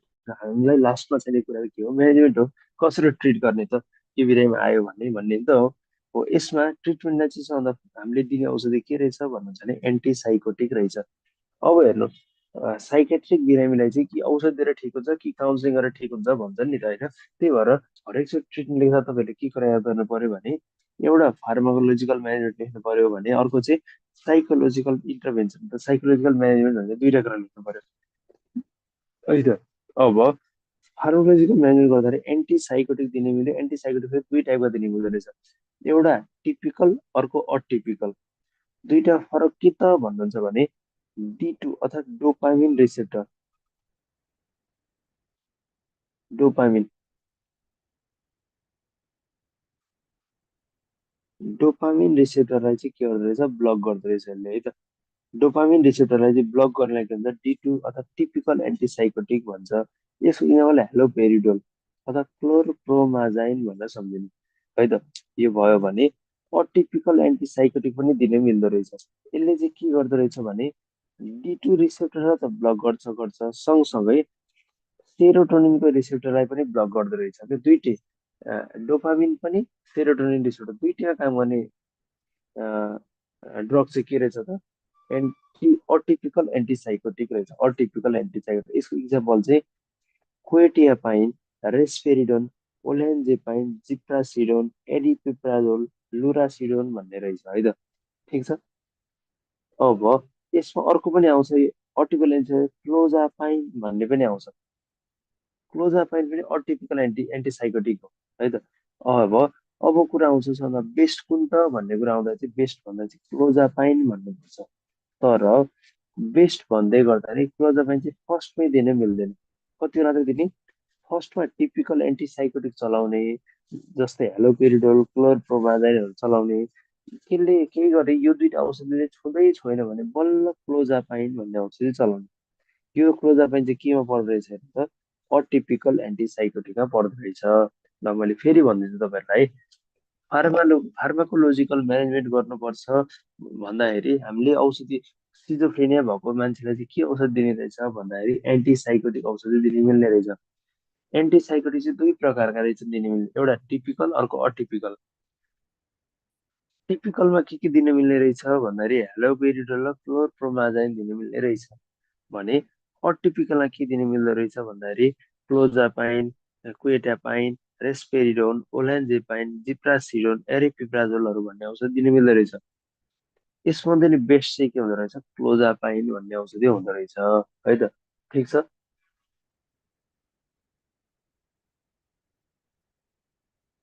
यसमध्ये नि बेस्ट के हुँदो रहेछ अरे, क्लोजापाइन हुँदो रहेछ। अब यहाँ हामीले बुझ्नु पर्ने यो एकदम इम्पोर्टेन्ट कुरा, मैले यो कुराले चाहिँ एकदम हाइलाइटै लगाएँ तपाईँहरूलाई है त, यो कुरा बुझ्नु है त। क्लोजापाइन त दियौँ हामीले, तर क्लोजापाइन किन फर्स्टमा युज गर्न मिल्दैन भन्ने क्वेसन चाहिँ यसमा छ। किन भन्दाखेरि यसले गर्दा मुटुमा हान्न सक्दो रहेछ, मायोकार्डियममा हान्न सक्दो रहेछ, मायोकार्डियमको इन्फेक्सन गराउन सक्दो रहेछ भने। अर्को कुरा चाहिँ अग्रानुलोसाइटोसिस भनेको डब्लुबिसीमा, डब्लुबिसीमा हुने, डब्लुबिसीमा हुने अग्रानुलोसाइट चाहिँ लिम्फोसाइट, मोनोसाइटहरू हो नि त होइन। हो, यो दुइटालाई चाहिँ के गर्न सक्दो रहेछ भने, यसको चाहिँ सेलहरू काउन्टहरू बढाइदिन सक्दो रहेछ क्या। जसले गर्दा के हुन्छ, र ब्लड के हुन्छ एकदम बाक्लो हुन सक्दो रहेछ है त। त्यही भएर क्लोजापाइन चाहिँ फर्स्टमा युज नगरी फर्स्टमा टिपिकल चलाउने, अनि यसले काम गर्न छोडिसकेपछि चाहिँ बल्ल अटिपिकल चलाउने भनेर मैले भनेको है त। ठिक छ। फार्माकोलोजी बुझ्यो बुझेन। अब यो स्क्रिनसट लिनु, फार्मोलोजीको स्क्रिनसट लिनु, अथवा म म्यानेजर एकैचोटि ल म्यानेजर स्क्रिनसट लिनु। अनि साइकोलोजिकल इन्टरभेन्सन चाहिँ कसरी गर्ने भन्दाखेरि फर्स्टमा एजुकेसन अवेरनेस दिन मिल्यो। अनि वरिपरि आफ्नो वरिपरि के भइरहेछ, बिरामीको वरिपरि के भइरहेछ भन्दा यस्तो त भइरहेछ है भनेर एक्सप्लेन गर्न नि मिल्यो। अर्को भने बिहेभियरल थेरापीहरू दिन नि मिल्यो, फ्यामिली थेरापीहरू दिन नि मिल्यो, र रिहेबिलिटेसन सेन्टरमा मान्छेलाई राखेर त्यसलाई ट्रिट गर्न नै मिल्यो है त। के हुँदो रहेछ साइकोलोजिकल थेरापी चाहिँ है त।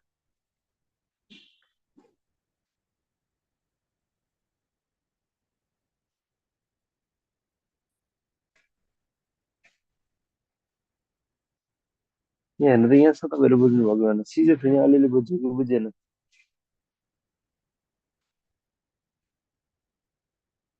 इसिटी अलिक गर्न मिल्दैन, किनभने त्यो मान्छेलाई इसिटी भनेर इलेक्ट्रोकन्भल्सिभ थेरापी भनेको एकदम कन्ट्रोल गर्न सकेन, मान्छे एकदम धेरै एग्रेसिभ भयो भने दिने हो नि त। तर यसमा त मान्छे एकदम धेरै एग्रेसिभ हुँदैन कि त्यसरी इसिटी गरिरहन पर्दैन है त कहिले जस्तो। बुझ्नुभयो? करेन्ट दिने भनेकै इसिटी गर्ने हो नि त, अनि इसिटी दिनै पर्दैन कि। ठिक छ।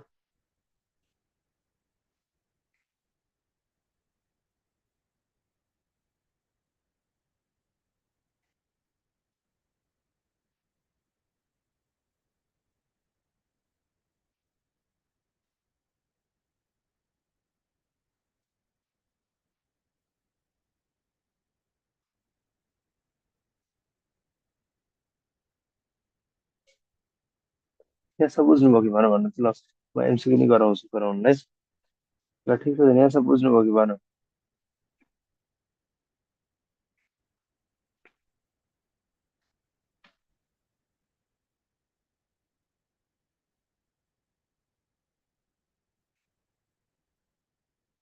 फ्रीमा चाहिँ स्क्रिनसट लिनु ल, नोट अब यो बनाउन अलिकति टाइम लाग्न सक्छ, त्यहाँ तपाईँलाई पढ्दै गर्न सक्नुहुन्छ, स्क्रिनसट लिनु है।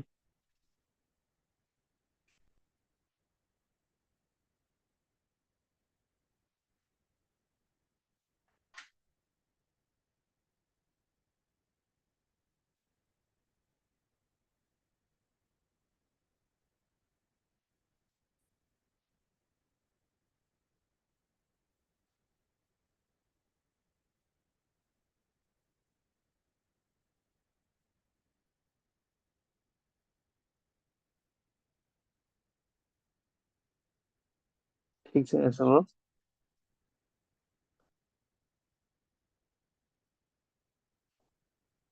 ल अब हामी यो भन्दा पछाडि हाम्रो यति पढेपछि हामीलाई सिजर फाइनलै पुग्छ है त। यति भनेपछि सिजर फाइनल पुग्छ, अब हामी अर्कोमा जानुपर्छ टपिक। अब सबभन्दा मोस्ट कमन टपिक, एकदम कमनली युज हुने टपिकहरू पढौँ है त। अब एकदम जता पनि जसले पनि बोल्या बोले गर्ने, सुने सुने भन्यो भने गर्ने त के हो, डिप्रेसन डिप्रेसन भएको छ, यसलाई डिप्रेसन भएको छ, त्यसलाई डिप्रेसन, सबैलाई डिप्रेसन भएको छ भन्छ नि त होइन। ल अब बुझौँ डिप्रेसन के हो त भनेर बुझौँ है त अहिले ल। ल के हो त डिप्रेसन भने, तपाईँलाई के थाहा छ डिप्रेसन बारे, ल भन्नु नि त मलाई।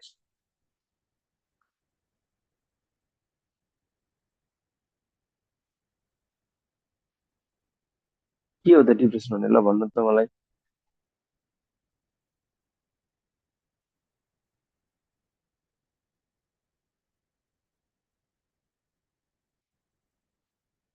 अनि मन उदास हुँदैन डिप्रेसन हुन्छ त कहिले मेरो नि मन उदास भयो, म डिप्रेसनमा आउन सक्छ त।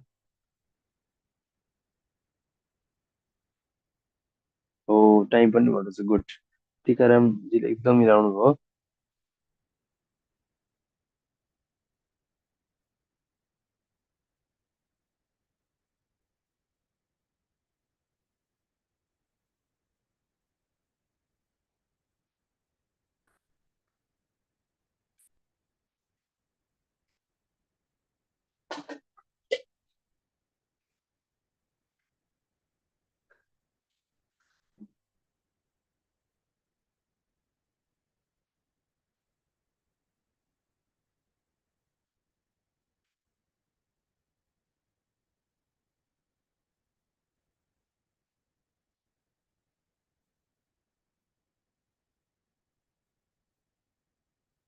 ल ठिक छ ल। ल जे होस्, अब अलिअलि अलिअलि भने बुझ्दै हुनुहुन्छ है त, ल ठिक छ ल। अब फेरि टपिक जाम। ल अब हेर्नु, डिप्रेसन भनेको जसलाई बाउले नि छोरालाई "ए, तँलाई डिप्रेसन भएको छ" भन्छ, अथवा बाउले नि मलाई डिप्रेसन भएको छ भन्छ, जसले नि डिप्रेसन डिप्रेसन एकदम कमन युज गर्ने टर्म भन्छ होइन। तर मान्छेले डिप्रेसन भनेको के हो भन्ने कुरा चाहिँ बुझिरहेको हुँदैन कि, है त। ल हेर्नु, अब म तपाईँहरूलाई डिप्रेसन के हो भनेर बुझाउँछु। डिप्रेसन भनेको चाहिँ के हो भन्दाखेरि क्लिनिकल सिन्ड्रोम भनेको तपाईँले बाहिरबाट हेरेर त्यो मान्छे अलिअलि यसो थोथ्यो भनेर बुझ्ने बित्तिकै तपाईँले त्यो पत्ता लगाउन सक्नुहुन्छ कि यो मान्छेले डिप्रेसन भयो कि के हो भन्ने कुरा कि, है त। ठिक छ। अब डिप्रेसनलाई डिफाइन गर्दा आइसिडी, इन्टरनेसनल क्लासिफिकेसन अफ डिजिजले चाहिँ तिनवटा कोर फिचर्स दिएको छ कि, है त। तिनवटा कोर फिचर के दिएर रहेछ भन्दाखेरि तिनवटा कोर फिचर चाहिँ एउटा ट्रिक द्याट्स इएमआई। इएमआई अब गाडी साडीको ऋण तिर्नु पर्यो भने के अरे गाडी साडी किन्नु पर्यो भने इएमआईमा फाइनेन्समा किनिन्छ नि त गाडीहरू, हो त्यसलाई इएमआई भनिन्छ। त्यसले त्यसरी अब के भन्ने भन्दाखेरि ट्याक्क अब गाडी किन्ने, ऋणमा गाडी किन्ने, अनि ऋणमा गाडी किनेपछि चाहिँ ट्याक्क हरेक महिना तिर्दाखेरि चाहिँ ओहो इएमआई भनेको के थियो अरे, सर सुन सरले यसरी पढाउनु भएको थियो, के अरे डिप्रेसनलाई चाहिँ इएमआई भनेर पढाउनु भएको थियो भनेर सम्झिने है त तपाईँले। ठिक छ र त्यही भएर डिप्रेसन आइसिडीले चाहिँ के दिएर रहेछ डिप्रेसनको क्राइटेरिया भन्दाखेरि इनर्जी नि लो हुनु पर्यो, मुड पनि लो हुनु पर्यो र इन्ट्रेस्ट पनि लो हुनु पर्यो। तिनटै कुरा लो भयो भने, तिनटै मध्ये दुईटा कुरा एटलिस्ट टु अफ दिज भयो भने यसलाई के भन्छ डायग्नोसिस के गर्न मिल्छ, डिप्रेसन गर्न मिल्ने रहेछ, है त। के रहेछ अरे हेर्नु त, इएमआई, गाडी किन्ने अथवा घर किन्ने, लोनमा घर किन्ने, अनि घरको हरेक महिना इएमआई तिर्ने भनेर सम्झिने, है त। ठिक छ। अनि इएमआई भनेर सम्झिने, ई भनेको के रहेछ इनर्जी निकम, एलआई भनेको के, एम भनेको मुड पनि लो, अनि अर्को इन्ट्रेस्ट भनेको आई भनेको इन्ट्रेस्ट पनि लेस, है त। यो तिनवटा कुरा हुने भयो। अब यस्तै गरी आइसिडीले यसरी एक्सप्लेन गर्यो भने डिएसएमले कसरी एक्सप्लेन गर्दो रहेछ भन्दा हेर्नु त डाइजेस्ट क्याप्स भन्ने निमोनिक मैले राखेको छु, हेर्नु त डाइजेस्ट क्याप्स, है त। यसमा डी भनेको के रहेछ, डिप्रेस्ड मुड, विक्स। अब यसमा मोर देन 2 विक्स, अघि जुन कुरा भन्नुभएको थियो, मोर देन 2 विक्स भन्छ, है त। ठिक छ। 2 विक्स अफ स्याडनेस भन्छ। ठिक छ। More than 2 weeks of sadness भन्छ। अर्को कुरा इन्ट्रेस्टै छैन त्यो मान्छेलाई, केही कुरा इन्ट्रेस्ट छैन। अर्को कुरा गिल्ट, केही कुरा भइरहेको छ उसले एकदम धेरै हो यो मेरो कारणले भयो, मैले गर्दा यस्तो भयो, मैले गर्दा उस्तो भन्ने मात्रै सोध्छ उसले। भने अर्को कुरा इनर्जी पनि एकदम लेस छ, एकदम धेरै सुत्न मन लाग्छ, छिट्टै सुत्छ र ढिलोसँग उठ्छ, है त। अर्को, अनि अर्को अर्ली मर्निङ एकदम सुतिरहन, अनि अहिले चाहिँ एकदम बिहान रातभरि बिउज्या बिउज्या गर्नु हुन्छ कसैलाई, होइन। अर्को कन्सन्ट्रेसन, कन्सन्ट्रेसन हुँदै हुन्न त्यो मान्छेलाई भने। अर्को एपिटाइट, भोकै लाग्दैन कि त्यो मान्छेलाई। अनि सँगसँगै हेर्नु एकदम एजिटेड हुने, एकदम धेरै इरिटेड हुने हुन्छ अनि अर्को कहिलेकाहीँ के हुन्छ सुसाइडल आइडिएसन हुने, कहिले ल म सुसाइड गरिदिन्छु, बाँच्दिनँ, यो संसारमा केही छैन, मेरो संसार सकियो, केही छैन बाँकी नै संसार, अब के गर्ने भन्ने जस्तो हुन्छ नि। अब कोही केटीले छोडेर गयो भने ओहो मेरो संसार सक्यो, अब म मर्छु, हामी भालो मर्छु भन्ने जस्तै यो मान्छेलाई पनि हुनसक्छ, है त। त्यही डिप्रेसन भएको मान्छेले चाहिँ अब सम्झिनु, तपाईँहरूलाई यहाँ चाहिँ कतिवटा भएको छ भनेर सम्झिने, केही गरी तपाईँहरूलाई 9वटा मध्ये 5वटा भएको छ भने तपाईँले चाहिँ डिप्रेसन हुन सक्छ, है त। त्यही भएर डिप्रेसन हुन सक्छ, त्यसलाई उपचार गराइहाल्ने, है त, होस् गर्ने, है त। आफ्नो ज्यान ख्याल गर्ने, आफ्नो ख्याल गर्ने, र यो कुरा पढाइ कुरा यसो रिलेट गर्न नि खोज्ने। तर के चाहिँ नहोस् भने सबैलाई चाहिँ डिप्रेसन नहोस्, है त। फेरि यहाँ सबै लोकसेवा तयारी गरिरहनु भएको छ, सबैलाई डिप्रेसन भन्दा बिजो भन्छ त फेरि। प्रेरणाजीले कस्तो राम्रो कुरा लेख्नु भएको छ।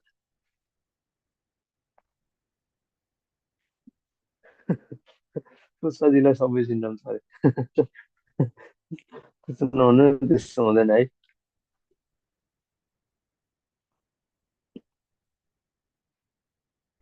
एक दुईटा मिनेट खासै फरक पर्दैन, त्यो मुड हो कि, कहिलेकाहीँ मुड राम्रो हुन्छ, कसैको नराम्रो मुड हुन्छ, होइन। त्यो दिनको हरेक दिनको कस्तो कस्तो प्याटर्नले दिन कटाएको छ भन्ने कुरा नि फरक पर्छ। तर के चाहिँ हुँदैन, सबैलाई डिप्रेसन चाहिँ हुँदैन, है त। ठिक छ। के अरे यहाँ उहाँ एउटा लेख्नु भएको रहेछ, जे पढ्यो त्यही भयो जस्तो लाग्छ भनेर लेख्नु भएको छ। यो चाहिँ मलाई मलाई नै एमबिएस पढाएर यस्तै हुन्छ कि, एमबिएस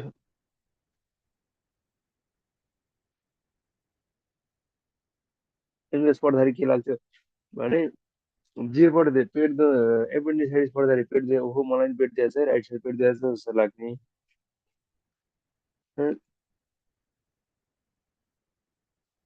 जे पढ्यो त्यही भयो जस्तो लाग्छ मलाई एमबिएस पढ्दा, है त।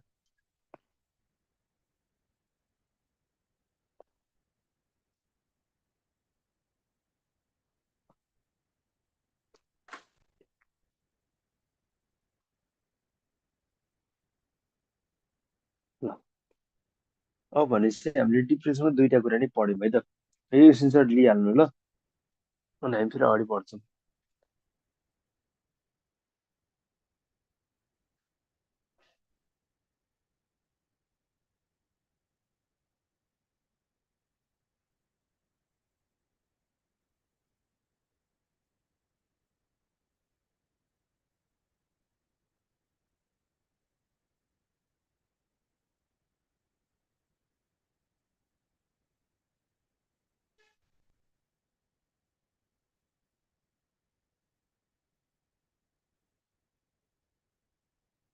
यस्तो बुझ्नुभयो कि भएन?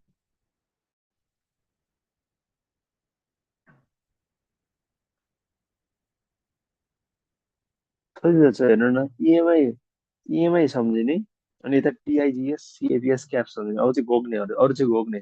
नभइकन अब एकैचोटि पढेर बुझानी बुझिन्न। तर मेन भनेको कुरा टर्म चाहिँ बुझ्नु पर्यो, अरू चाहिँ घोक्नुपर्छ है त, ठिक छ ल। अब एउटा इम्पोर्टेन्ट कुरा छ यहाँ। डिप्रेसन भएको मान्छेलाई साइनहरू पनि दिन्छ कि बाहिरबाट देख्ने साइनहरू हुन्छ। के साइन हुँदो रहेछ भने एउटा ओमेगा साइन भन्ने हुँदो रहेछ, अर्को भेगा र फोल्ड भन्ने हुँदो रहेछ।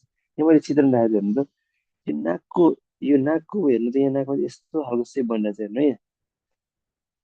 हेर्नु त, यो नाक छ हेर्नु त, तपाईँले आफूले आफ्नो याद गर्नु, आफू निधार खोज्दा त कस्तो हुन्छ, यस्तो सिधा सिधा बन्छ कि यस्तो सेप सेप भन्छ, सिधा सिधा भन्छ नि, हेर्नु त यस्तो यस्तो भन्छ कि हाम्रो। तर यहाँ हेर्नु त डिप्रेसन भन्छ यी यस्तो सेप पनि बन्न सक्दो रहेछ। यो चाहिँ नाकको ट्याक्क रुटमा देखेर चाहिँ यसलाई के भन्दो रहेछ, ओमेगा साइन भन्दो रहेछ। त्यस्तै कसरी यहाँ हेर्नु त, अर्को चाहिँ अप्पर आइलिड हेर्नु त, यस्तो यस्तो कि कर्भ सेप, यस्तो कर्भ सेप भन्दो रहेछ। अब कसै यस्तो पनि भन्छ। यो चाहिँ कहाँ हुँदो रहेछ भने अप्पर आइलिड भन्दो रहेछ।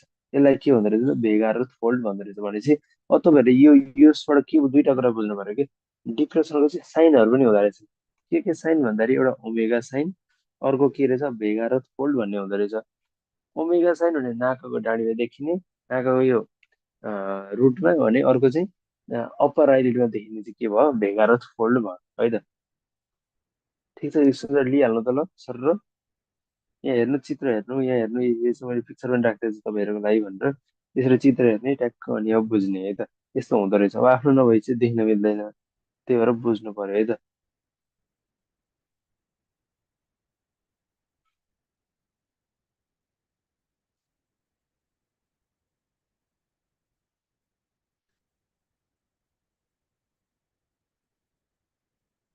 ठिक छ ल, अब हामी जाम।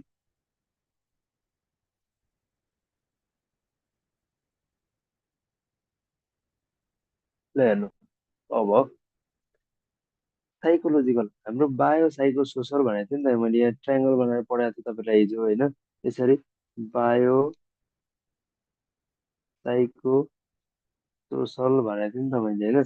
हो, यसमा यो बायोलोजिकल फ्याक्टर चाहिँ के हुन सक्छ भने, बायोलोजिकल भनेको चाहिँ हर्मोनल हुनसक्छ, डोपामिन, सेरोटोनिनहरू यिनीहरूको कारणले हुन सक्दो रहेछ भने,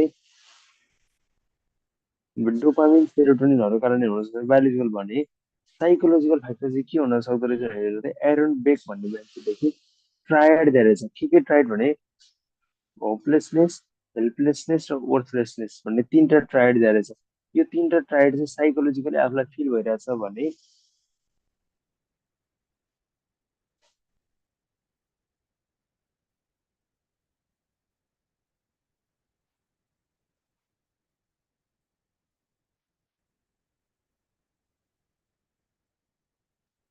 हेर्नु है, एरोन बेक भन्ने मान्छेले चाहिँ तिनवटा ट्रायड दिनुभएको रहेछ कि होपलेसनेस, हेल्पलेसनेस र वर्थलेसनेस। मान्छेलाई के अरे यो भित्रबाट यस्तो यस्तो फिल भइरहेछ भने चाहिँ यो मान्छेलाई चाहिँ डिप्रेसन हुन सक्ने चाहिँ एकदम धेरै हुन्छ है भनेर दिनुभएको रहेछ है त। त्यो चाहिँ एरोन बेकले दिनुभयो भने।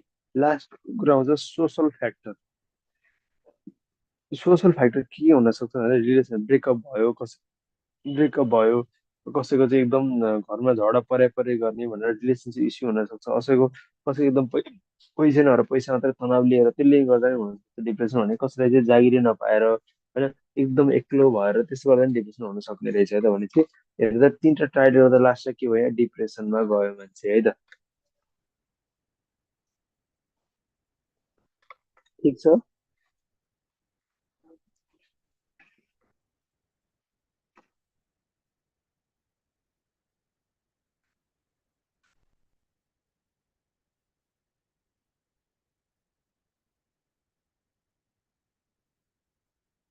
ल हेर्नु भनेपछि हेर्नु त मैले तपाईँहरूलाई बाह्य साइको सोसल मोडल हिजोको मोडल अनुसार इक्जाम्पल पनि दिएर सिकाएँ हेर्नु त डिप्रेसनको बायोलोजिकल मोडल भन्यो नि डोपामिन सेरोटोनिन भन्ने हर्मोनहरूले गर्दा हुन सक्ने रहेछ भने साइकोलोजिकल फ्याक्टर के हुन्छन् भन्दाखेरि होपलेसनेस हेल्पलेसनेस वर्डलेस भन्ने यो तिनवटा कुरा चाहिँ केही गरी मान्छेलाई फिल भएको भएछ कन्टिन्युसली भने त्यसले गर्दा नि डिप्रेसन गराउन सक्ने रहेछ भने सँगसँगै सोसल फ्याक्टर भन्दाखेरि relationship issue financial status unemployment यिनीहरूको कारणले पनि गर्दा डिप्रेसन हुन सक्ने चान्स एकदम बढ्ने रहेछ है त यहाँ छ ठिक छ नि यहाँ छ ठिक छ ल भन्नु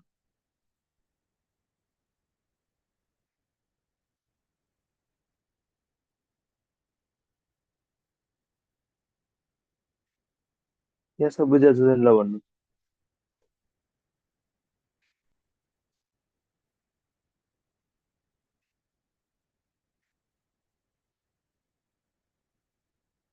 कतिको मजा आइरहेछ ल भन्नु क्लास बोरिङ त भएको छैन नि निद्रा लागिन्छ होला है भात खाएर टन्न खाएर बस्नु होला झ्यापान म त तपाईँहरूसँग पढाउँदा खाना पनि भएको छैन हेर्नु एकदम बोरिङ लागेर निद्रा त लाग्छ नि निदाउँदै ननिदाउनु है बरु पानीले मुख धोएर आउनु तर पढ्न चाहिँ राम्रोसँग पढ्नुपर्छ है त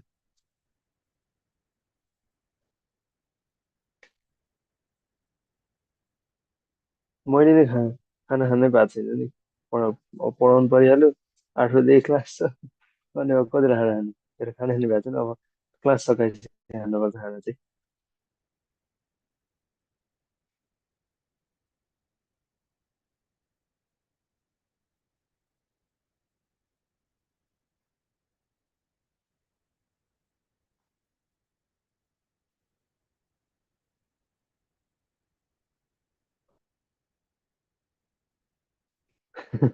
ल थ्याङ्क यू नवीनजी अब क्लास खाँदै पढायो भने के हुन्छ भने आवाज ब्लर आउँछ नि त अनि तपाईँले बुझ्नुहुन्न फेरि ल ठिक छ सकाएर पढौँ है त ल अब हेर्नु त यत्रो पढ्यो रामकहानी पढ्यो अब जान्नुपर्ने के रहेको कसरी ट्रिट गर्ने जान्ने पर्ने कुरा यही हो औषध दिनु पर्यो बचाउनु पर्यो मान्छेलाई बचाउँदाखेरि सदा फर्स्टमा फार्माकोलोजी औषध दिनु पर्यो कि औषध त डिप्रेसन भएर चाहिँ के दिने एन्टी डिप्रेसन दिने अब एन्टी डिप्रेसन टाइप दुईटा छन् हेर्नु एउटा एसएसआरआई भन्छ अर्को एसएनआरआई भन्छ एसएसआरआई भनेको सेलेक्टिभ सेरोटोनिन रिएक्टिभ इनिबिटर भनेको सेरोटोनिन चाहिँ बढाइदिने अघि मैले हर्मोनको नामहरू सेरोटोनिन डोपामिनको कारणले बढ्छ भनेको थिएँ नि त हो के अरे सेरोटोनिन डोपामिनको कारणले हुन्छ डिप्रेसन भनेको थियो हो त्यही भएर सेरोटोनिन बढाइदियो भने पनि डिप्रेसन कम हुँदो रहेछ त्यसको पनि के रहेछ त सेरोटोनिन कम हुँदा के हुँदो रहेछ मान्छेलाई डिप्रेसन हुन सक्ने चान्स रहेछ त्यही भएर उल्टो के गर्ने त्यसलाई ट्रिट गर्दा के गर्ने सेरोटोनिन बढाइदिने सेरोटोनिन बढाउने औषधिहरू के रहेछ भन्दाखेरि साइटोलोप्राम फ्लोजेटिन पारोजेटिन सर्टालिन फ्लुvoxaminहरू भन्ने हुँदो रहेछन् औषधि भने जस्तै अब कहिलेकाहीँ एसएसआरआई नदिकन एसएनआरआई दिन्छु अब अलिकति कडा औषध दिन्छु भन्यो भने एसएनआरआई दिने यसमा चाहिँ सेरोटोनिन नि बढाइन्छ सँगसँगै नर एड्रिनालिन अथवा नर इपिनेफ्रिन पनि बढाइन्छ अब तपाईँहरूलाई थाहा छ एड्रिनालिन अनि नर एड्रिनालिन यिनीहरू भनेको त के हो त इमर्जेन्सी हर्मोन होइन त भनेको एकदम मान्छे एकदम चनाखो हुने एकदम एक्टिभ हुने काम गराइन्छ नि त यो हर्मोनले गर्दा त्यही भएर तपाईँहरूले के अरे एसएनआरआई अर्थात् डुअल एक्टिङ सेलेक्टिभ नर सेरोटोनिन नर एडिनालिन रिअप्टेक इनिबिटर दिनुभयो भने के हुने रहेछ भने दुइटै हर्मोन बढ्ने बित्तिकै के हुन्छ मान्छे एकदम एक्टिभ हुने रहेछ जसलाई के भन्छ डिप्रेसन फेर उडन्छु हुने रहेछ कि डिप्रेसन उडाइदियो मान्छे एकदम एक्टिभ भयो है त यसको नामहरू के रहेछ भन्दाखेरि डुलोजेटिन भेल्नाफ्याक्जिन अनि मिल मिल मिल्ना सिप्रान अनि लेबोमिल्ना सिप्रान भन्ने औषधिहरू यिनीहरू दिँदो रहेछ तर मस्ट कन्ली चाहिँ डुलोजेटिन र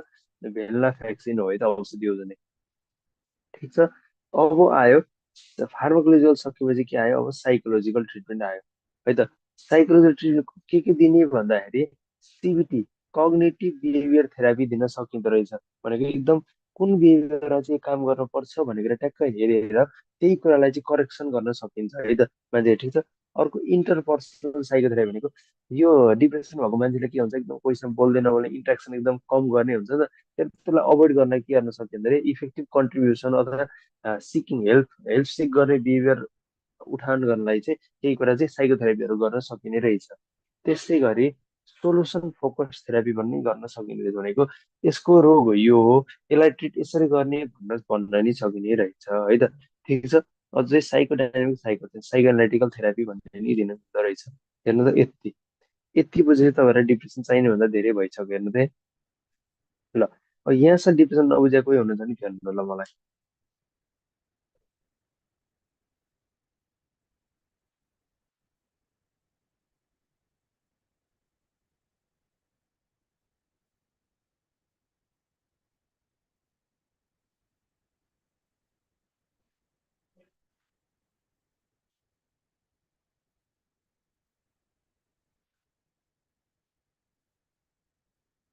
यहाँ सपोज ल एकछिन ब्रेक गरौँ है त।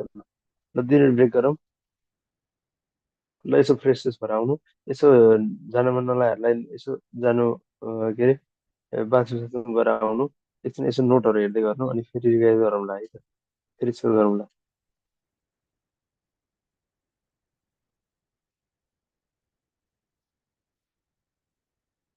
अब 40 त पढ्नै पर्ला।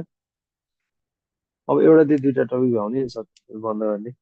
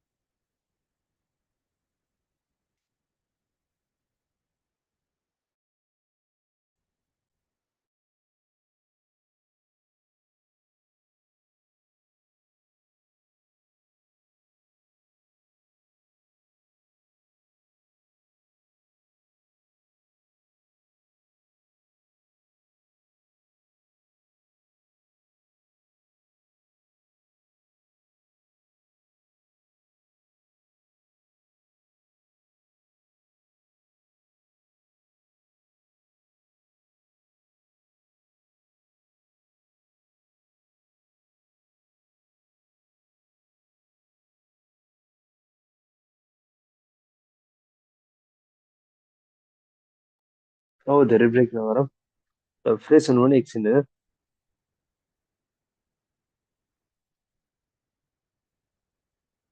ल अहिले एकछिन चाहिँ लिँदै गर्नु सुमिनाजीहरू। सुमिनाजी अनि म हालिदिन्छु नि है त।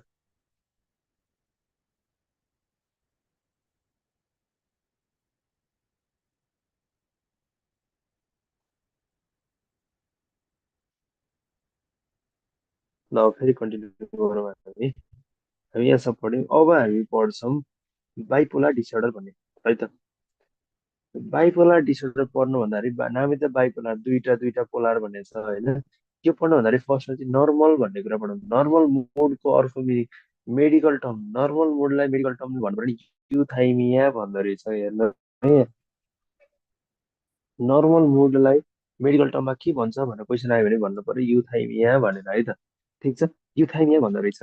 अनि युथाइमिया भनेको के हो नर्मल मुड हो भन्ने कुरा भयो। अर्को नो स्ट्रेस कुनै पनि डिस्ट्रेस ल्याएको छैन त्यो मान्छेले भन्नुभयो।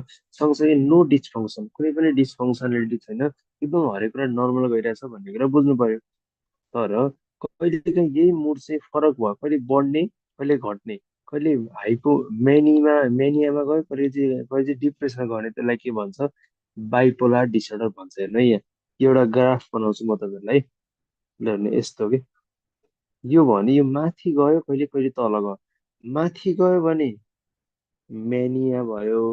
तल गयो भने डिप्रेसन भयो कि। भनेको मिनिङ हेर्नु के रहेछ भने कुनै पनि मान्छेको नर्मल बेसलाइन यो हुन्छ। यो बेसलाइन भन्दा के अरे मुड चाहिँ माथि एकदम हाइपर एक्टिभ छ एकदम हाँस्य हाँस्य खुसी भएको भए एकदम इनर्जी धेरै भएको भए गऱ्यो नि त्यसलाई मेनिया भन्छ। भने यो इनर्जी एकदम कम भएको भए स्याड भएको भए यसलाई के भन्छ डिप्रेसन भन्छ। ठिक छ। यही कहिले माथि कहिले तल यो दुई टाइपको हुनेलाई यसलाई के भन्छ बाइपोलर डिसअर्डर भन्छ। के भन्छ अरे बाइपोलर डिसअर्डर भन्छ है त। ठिक छ। के भन्छ अरे बाइपोलर डिसअर्डर। नर्मल मोडलाई युथाइमिया भन्यो। त्यही मोडमा डिफेक्ट कहिले तल कहिले माथि हुनेलाई के भन्छ बाइपोलर डिसअर्डर भन्छ। ठिक छ।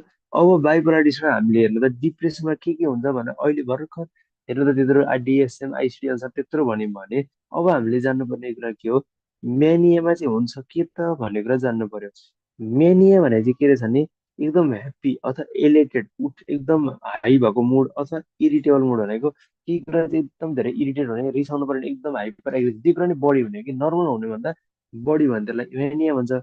जस्तै एकदम छिटो डिस्ट्र्याक्ट हुने डिस्ट्र्याक्टिबिलिटी भयो इम्पल्सिभिटी भयो ग्रान्डियोसिटी कुरा एकदम ठुल्ठुलो गर्ने म भन्दा ठुलो मान्छे कोही छैन भन्ने जस्तो फिल गर्ने होइन सोच्ने त्यस्तै एकदम धेरै थट्सहरू फ्लाइटहरू आइडियाहरू आएको आइ यो पनि गर्छु त्यो पनि गर्छु भन्ने आएको आइ गर्ने होइन अनि एक्टिभिटिजहरू पनि एकदम आँटे आँटे उठ्याउठे गर्ने अनि अर्को निन्द्रै नलाग्ने अघि डिप्रेसनमा निन्द्रा लाए गर्ने थियो अहिले निन्द्रै नलाग्ने मान्छे उठ्याउठे गर्ने बोलाएर गर्ने हो यसलाई के भन्छ मेनिया भन्छ।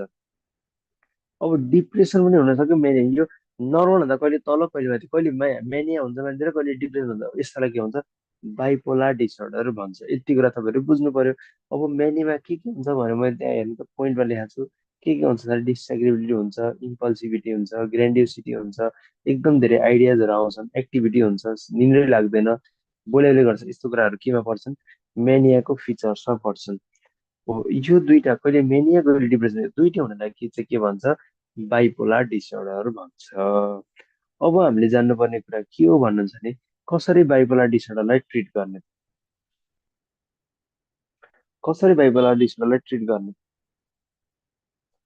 कसरी होला त बाइपोलर डिसअर्डरलाई ट्रिट गर्ने ल भन्नु त यहाँ मैले क्लियरली लेखेको छु। अब जान्नु पर्यो फार्माकोलोजी र साइकोलोजिकल होइन त हो। अब आउँछ फार्माकोलोजिकललाई चाहिँ के गर्न सकिँदो रहेछ भने केही गरी तपाईँहरूलाई कहिले एलिभेटर मोड हो कि डिप्रेस मोड हो भन्ने थाहा पाउनु भएन भने दुईटा कुरा गर्ने लिथियम र इसिटी अघि कसले कैलाशजीले कसले इसिटी भनेर सोध्नु भएको थियो हो यसमा चाहिँ हेर्नु त लिथियमले गर्दा के हुन्छ मुड स्टेबलाइज हुन्छ अनि मान्छे एकदम धेरै हाइपर एग्रेसिभ भएको छ भने त्यसलाई कन्ट्रोल गर्न सक दिने मिल्छ यसलाई के भन्छ इलेक्ट्रोकन्भल्सिभ थेरापी अथवा इलेक्ट्रिक सक भन्छ नि पागल मान्छे इलेक्ट्रिक सक दिन्छ भन्छ नि हो यस्तै बाइपोलर भएको मान्छे कसैलाई सक दिन नि मिल्छ है त। हो यो चाहिँ कुन फेज हो हाइपो मेनिक फेज हो कि डिप्रेसिभ फेज हो भन्ने थाहा भएन भने यति बेला मान्छेले लिथियम र इलेक्ट्रोकन्भल्सिभ थेरापी युज गर्न मिल्छ।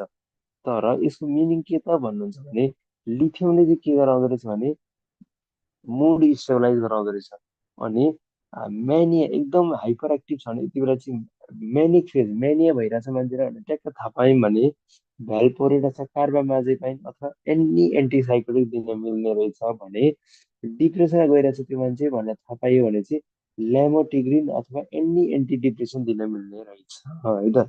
ठिक छ हेर्नु त कुरा बुझ्यो बुझेन औषधि दिनु पर्यो औषधि के दिने बाइपोलर भएको मान्छेलाई भन्दाखेरि कुनै पनि मेनिक फेजमा छ कि डिप्रेसिभ फेजमा छ थाहा पाइएन भने लिथियम र इसिटी गरिदिने तर के गरी थाहा पाइयो भने चाहिँ भ्यालपोरेटी चलाउन मिल्दो रहेछ अथवा ल्यामोटिग्रिन पनि चलाउन मिल्दो रहेछ है त। तर लिथियम चाहिँ चलाउनै पर्ने रहेछ हरेकचोटि है त। त्यस्तै साइकोलोजिकल इन्टरभेन्सन कसरी गर्न मिल्दो रहेछ भने साइको एजुकेसन दिने होइन कुन फेजमा हो यो कुरा ट्याक्क युज गर्ने बुझ्ने अर्को बिहेभियरल थेरापी कग्नेटिभ सिबिटी भन्छ यो भनेको आफ्नो कसरी बिहेभियर चेन्ज गर्न मिल्छ त्यो कुरा याद गर्ने अर्को पर्सनल रिलेसनसिपहरू राम्रो गर्ने होइन अनि फ्यामिली फोकस थेरापी ग्रुप थेरापीहरू दिने है त। ठिक छ मान्छे हेर्नु त कस्तो बाइपोलरमा मैले पढाउँदै कस्तो मैला बुझे जस्तो लाग्यो तपाईँलाई कस्तो लाग्यो ल भनिदिनु त मलाई।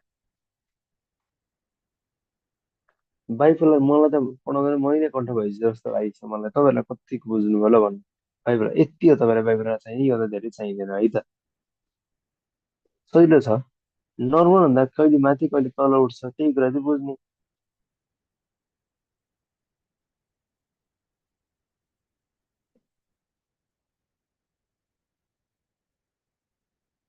राति राति यस्तरी बस्नु परेछ बुझ्नुभयो कि भइरहेछ कि ल भन्नु त मलाई बुझिरहनु भएको छ कि छैन।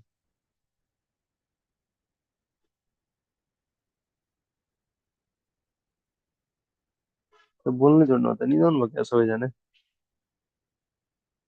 निदाउनु भएको छैन नि जस्तो लाग्छ निदाउनु भएको छैन है त।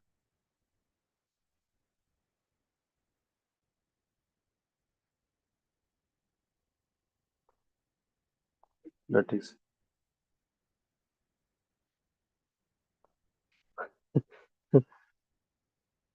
ल ठिक छ पुष्पजी धेरै टेन्सन नगर्नु केही भएको छैन।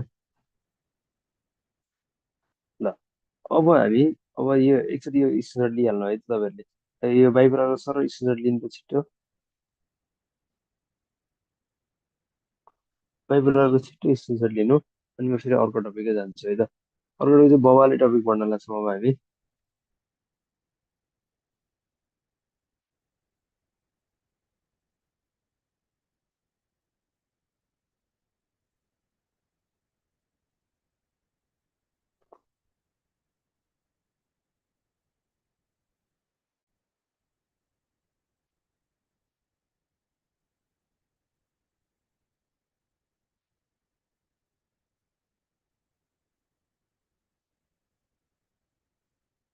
ल ठिक छ ल। अब हामी अगाडि बढौँ। एन्जाइटी भनेर जनरलाइज एन्जाइटी दिसेर सबैलाई एन्जाइटी हुन्छ भन्नुहुन्छ नि तपाईँहरूले के हो त एन्जाइटी भने अहिले गाउँ बुझाउँछ है त तपाईँहरूले ल। अब 2 पेज बाँकी रहेछ सकाएर जाउँ है त ल। सकाएरै छोडौँ है त ल यो 2 पेज।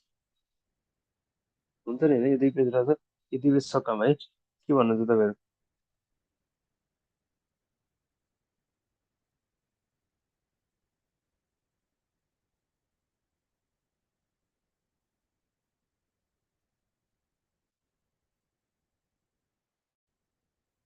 ल अब हेर्नु एन्जाइटी भनेको के हो भन्दाखेरि जनरलाइज एन्जाइटी डिसअर्डर भन्छ। यो भने चाहिँ के सिम्टम यो लेखेको सिम्टम मध्ये यो सिम्टमहरू चाहिँ 1 महिना अथवा 1 महिनाभन्दा बढी के अरे देखिरहेछन् त्यो मान्छेलाई भने चाहिँ त्यसलाई जनरलाइज एन्जाइटी डिसअर्डर भाव हुन्छ भनेर प्रुभ हुन्छ। के भन्दाखेरि मान्छे एकदम रेस्टलेसनेस भइरहेछ चुप लागेर बस्नै सकेको छ हिँडेको हिँडेको बोले गरे गरे के न के गरिरहेछ भने त्यसलाई के भन्छ त्यो नि एउटा हुन सक्दो रहेछ। अर्को कुरा एकदम कन्सटेन्ट वरी आत्ते आत्ते एकदम आत्तेको आत्तै गर्दो रहेछ।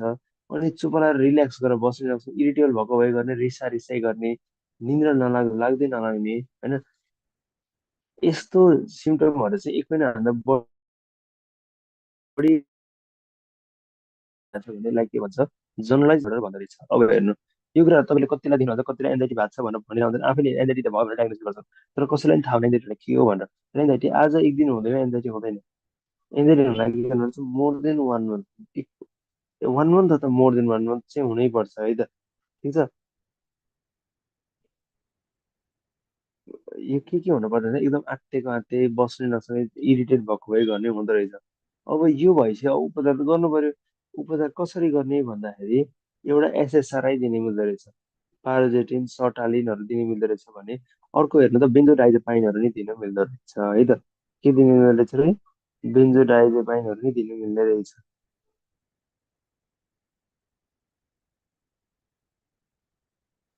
के दिनु मिल्दो रहेछ र भन्नु त मलाई।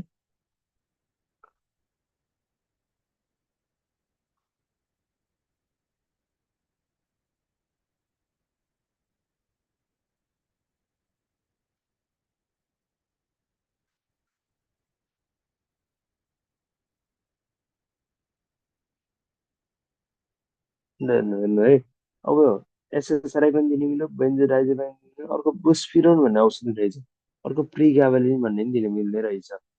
अब साइकोलोजिकल थेरापीमा चाहिँ तपाईँहरूले जान्नुपर्ने यो 2टा कुरा हो।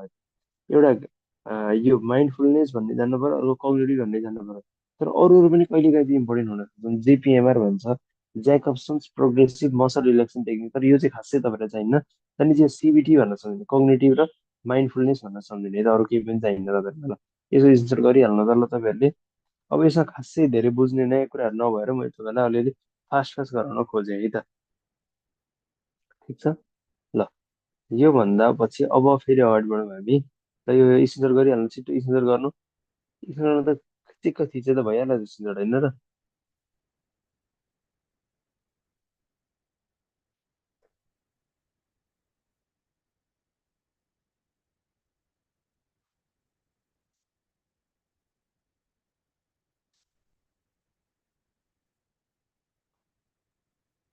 ल अब हामी अगाडि बढौँ सब्सटेन्स युजमा है त। सब्सटेन्स युजमा अब सब्सटेन्स युजमा फर्स्टमा आउँछ टिटो टेलर भन्ने वर्डको मिनिङ। टिटो टेलर भनेको के भन्दाखेरि कहिले पनि रक्सी अथवा रक्सीसँग यो जलपान भन्छ नि जलपान मद्यपान भन्छ यो केही पनि नगर्ने मान्छेलाई के भन्छ टिटो टेलर भन्दा रहेछ। ठिक छ, के भन्दा रहेछन् भने टिटो टेलर भन्दा रहेछन्। अब टिटो टेलर भयो तर युज पनि गर्न पाए, युज पनि अब युजै नगर्ने मान्छे के भन्छ टिटो टेलर भन्दा रहेछ। अब यहाँ अर्को टपिक टाइटल छ भने स्पेक्ट्रम अफ युसेस। कुनै पनि अल्कोहलिक अथवा कुनै पनि यो एडिक्टिभ कुराहरू चाहिँ युज गर्ने आधारमा चाहिँ के टाउको के क्राइटेरियामा डिभिजन गराइरहेछ भने कसरी के भन्छ म चाख्दिनँ न त भनेर कहिले काहीँ चाख्छन्, त्यसलाई के भन्छ एक्सपेरिमेन्टल युजर भन्छ। कहिले एकदम चाख्दिनँ न त भने एक दुईचोटि चाख्ने भने कहिले के हुन्छ यसो अरूसँग मिलिदिउँ न त पार्टीमा सबैसँग गफ गरिदिउँ न त भनेर छोटो छोटो यसो बियर चियर खाने यसो रक्सी खाने चुरोट सुट तान्नेहरू यसलाई के भन्छ रिक्रिएसनल अथवा सोसल कुनै अकेजन बेला खानेलाई रिक्रिएसनल भन्छन् भने अब्युजकै तरिकाले कुनै रिलिफ अथवा कुनै प्रब्लमलाई चाहिँ रिलिफ गराउनलाई अथवा बेनिफिट होस् भनेर त्यो कुरा युज गरेर छ भने त्यसलाई के भन्छ स्टेज अफ अब्युज भन्छ। भने अर्को कुरा हार्मफुल होइन त एकदम धेरै त्यसको युजले आफूलाई हार्म भइरहेछ त्यही पनि खाएको खाइन्छ त्यसलाई के भन्छ हार्मफुल युज भन्छ। भने लास्टको भने डिपेन्डेन्स भन्ने रहेछ। त्यो भने चाहिँ छोड्नै नसक्ने कि खान थाल्यो खान थाल्यो चाहिँ अब छोड्नै सक्ने त्यो औषधि खाएको छ जिन्दगीभरि खान थाल्यो यसलाई के भन्छ डिपेन्डेन्स भन्छ।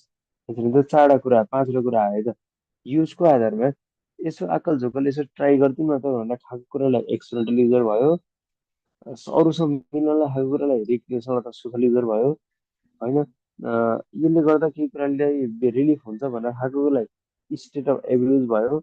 अनि यसले गर्दा नराम्रो हुन्छ भनेर खान्छ त्यही पनि खाइरहेको छ जस्तै हेर्नु नि लिभर सिरोसिस भइसक्यो मान्छेले तर अल्कोहल खानु छोडेको छैन यसलाई हार्मफुल युज भयो भने डिपेन्डेन्स भनेको के छ भने त्यो चाहिँ यति लत लागिसक्यो अब त्यसले छुटाउनै सकेन त्यसलाई के भन्छ डिपेन्डेन्स भनिरहेको छ है त।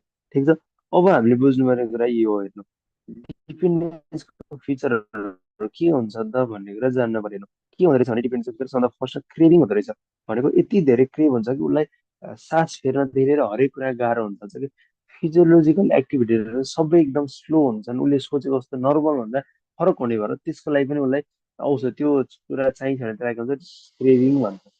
अर्को कुरा भने लस अफ कन्ट्रोल भनेको यो सामान चाहिँ कुनै कुरा चाहिँ यति धेरै खान्छ कि उसले युज गर्ने लिमिट भन्दा एकदम बढी खाइदिन्छ कि त्यसलाई के भन्छ लस अफ कन्ट्रोल भन्छ। भने अर्को भने टोलरेन्स भनेको टोलरेन्स भनेको ठेक्न सक्ने कि भनेको उसले 1 ग्राम खान सक्दैन अब बढाउँदै बढाउँदै त्यो मान्छे 1 ग्रामले नछोड्ने अब 1.5 ग्राम 2 ग्रामसम्म खानु पर्ने भनेको टोलरेन्स डेभलप हुने रहेछ। भनेको क्यापेसिटी उसले खान सक्ने क्यापेसिटी चाहिँ बढ्दै बढ्दै बढ्दै जाने रहेछ त्यसलाई के भन्छ टोलरेन्स भन्दो रहेछ।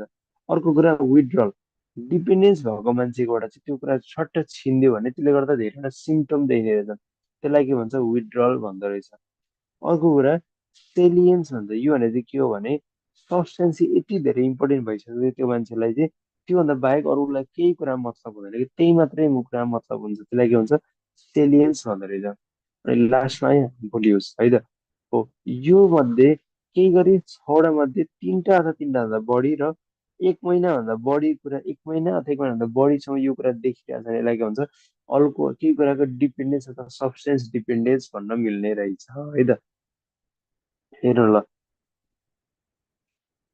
कति हेर्नु त कस्तो क्लियरली लेखेको छ कि एउटा क्रेभिङ भयो अर्को लस अफ कन्ट्रोल भयो अर्को टोलरेन्स भयो विड्रल भयो सेलियन्स र हार्मफुल यो चाहिँ अब तपाईँहरूले याद गर्नै पर्छ हेर्नु मैले जति जति बुझाए पनि बुझ्नुहुन्न तर याद चाहिँ गर्नै पर्छ है त। यो चाहिँ फिचर्स भयो यतिलाई भन्छ यति चाहिँ भन्छ सब्सटेन्स युज र यसो स्पेक्ट्रम युज र डिपेन्डेन्सको आधारमा बनाएको टपिक है त। र यो स्क्रिनसट लिइहाल्नु त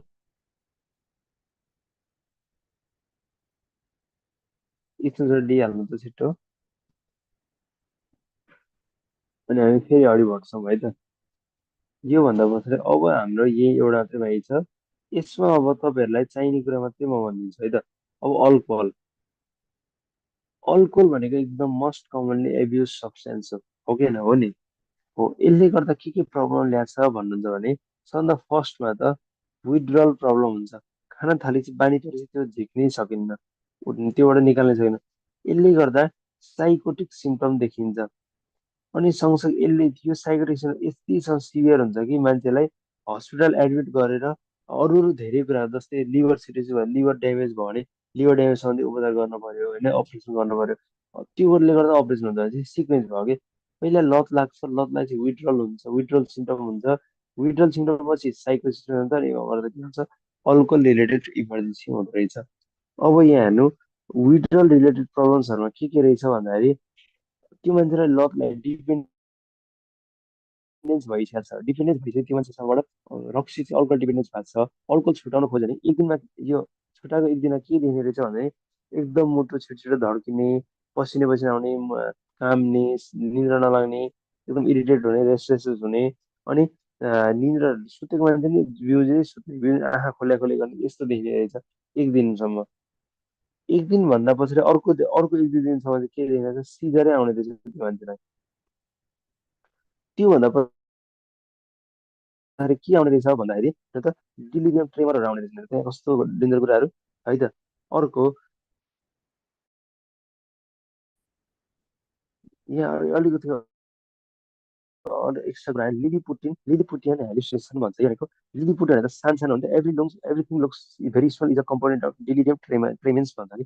अब यो तपाईँहरूलाई खासै चाहिन्छ यो काट्यो भने तपाईँहरूलाई नचाहिने भएर यो काटिदिउँ तपाईँहरूलाई है त। तर अलिअलि यो चाहिँ इम्पोर्टेन्ट हुनसक्छ। विटर रिलेटेड सिम्टम्सहरू के देखिन्छ त भन्दा तपाईँहरूले माइन्ड मेकअप यसो गर्दाखेरि अथवा पछि बिरामी जाँदाखेरि कोही मान्छेलाई विड्र गरेको एक दुई दिन पछाडि ल्याइरहेछ, सिजर ल्याइरहेछ, सिजर आइरहेछ, रक्सी खान छोडिसक्यो भन्ने कुरा बुझ्नु देख्नु बित्तिकै तपाईँहरूले के दिमाग लाउनु पर्यो भने यो रक्सी खाना चाहिँ 2 देखि 3 दिन भएर चाहिँ मान्छेलाई भन्ने कुरा थाहा पाउनु पर्यो कि।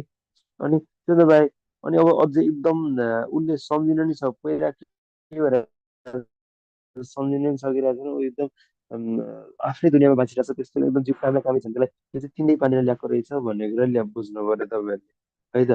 अब आउँछ अल्कोहल रिलेटेड इमर्जेन्सीहरू के हुँदो रहेछन् भन्दाखेरि एउटा डेलिरियम ट्रेमेन्स भन्ने हुँदो रहेछ, अर्को भनेको वेर्निक्स इन्सेफेलोप्याथी भन्ने हुँदो रहेछ भनेको मेन ब्रेनमा ब्रेनमै इफेक्ट पऱ्यो कि यसले गर्दा हेर्नु त ब्रेनमा इफेक्ट। यसमा के देखिँदो रहेछ भने ग्लोबल कन्फ्युजन, अप्थेल्मोप्लेजिया र अटेक्सिया देखिँदो रहेछ।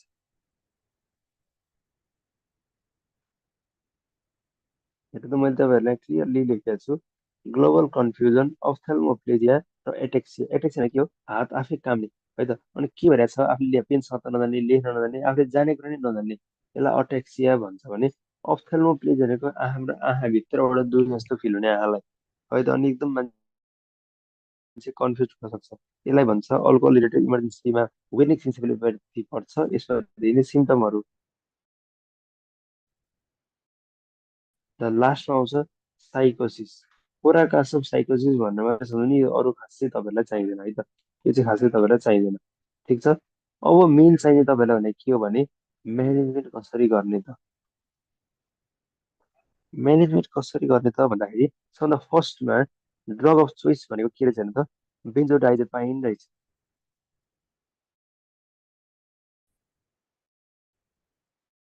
ठिक छ। बेन्जोडाइजेपाइन। अनि कसैलाई लिभर डिस्फङ्सन भएको छ भने यति बेला चाहिँ के औषधि दिने भन्दाखेरि डाइजेपाइन नदिनु लोराजेपाम अनि ओराजेपामहरू दिनु भयो, ओक्जारेपाटहरू दिनु पर्दो रहेछ है त। ठिक छ। लोराजेपाम र ओक्जारेपाटहरू दिनु मिल्ने रहेछ। त्यस्तै एबर्सी भनेको रक्सी खायो, रक्सी खाएर रक्सीले त्यो मेटाबोलिजम हुनै नदिनलाई चाहिँ डाइसल्फिराम पनि दिनु मिल्ने रहेछ है त। ठिक छ। भनेपछि अहिले चाहिँ दुईवटा कुरा बुझ्नु पर्यो, एउटा बेन्जोडाइजेपाइन भन्ने बुझ्नु पर्यो, अर्को भनेको डाइसल्फिराम भन्ने दुईवटा कुरा याद गर्नु पर्यो तपाईँहरूले। भने अब थर्ड कुरा चाहिँ एन्टी क्रेभिङ, जुन हामीलाई क्रेभिङ डिपेन्डेन्स भएपछि क्रेभिङ हुन्छ भनेको थियो नि त, त्यो क्रेभिङ हटाउने औषधिहरू चाहिँ के रहेछ भन्दाखेरि एएनटी भनेर सम्झिने। एएनटी यसमा के भनेको के रहेछ भन्दाखेरि एकाम्फोनाइल दिनु मिल्ने रहेछ है त। हेर्नु त के दिनु मिल्ने रहेछ त अक्याम्प्रोसेट, नाइट्रेक्जोन, टोपिरामिडहरू दिनु मिल्ने रहेछ है त। ठिक छ। अब अब आयो फेरि साइकोलोजिकल इन्टरभेन्सन।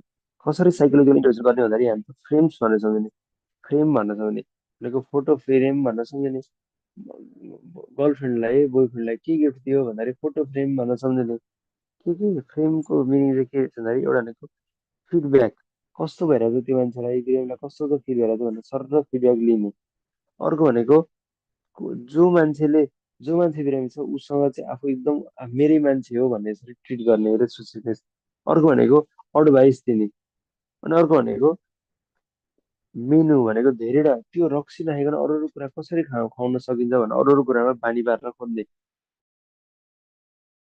भने लास्ट कुरा इम्प्याथी र सेल्फ इफिकेसी भनेको इम्प्याथी भनेको उसको कुरा एकदम आफैसँग रहने र आफ्नै हो भन्ने यसरी फिल गरेर उपचार गर्ने कि हो। यसरी गर्यो भने चाहिँ हामीले अल्कोहल डिपेन्डेन्सको मान्छेलाई ट्रिट गर्न सक्ने रहेछौँ है त। ठिक छ, ल हेर्नु, अब यो स्क्रिनसट लिनु त। ल म यसरी गरिदिन्छु, ल आज लिनु है त। यहाँसम्म लिने स्क्रिनसट लिइहाल्नु, सबै स्क्रिनसट लिने यहाँसम्म। छिट्टो छिट्टो लिनु। ल अनि अब बाँकी फेरि यहाँसम्म लिनु। ल त्यो ल लिनु, ल ल लिनु त।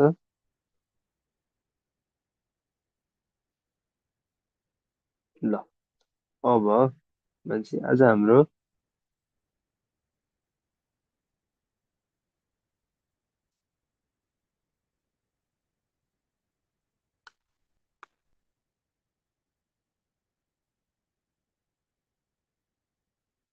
ल ठिक छ ल।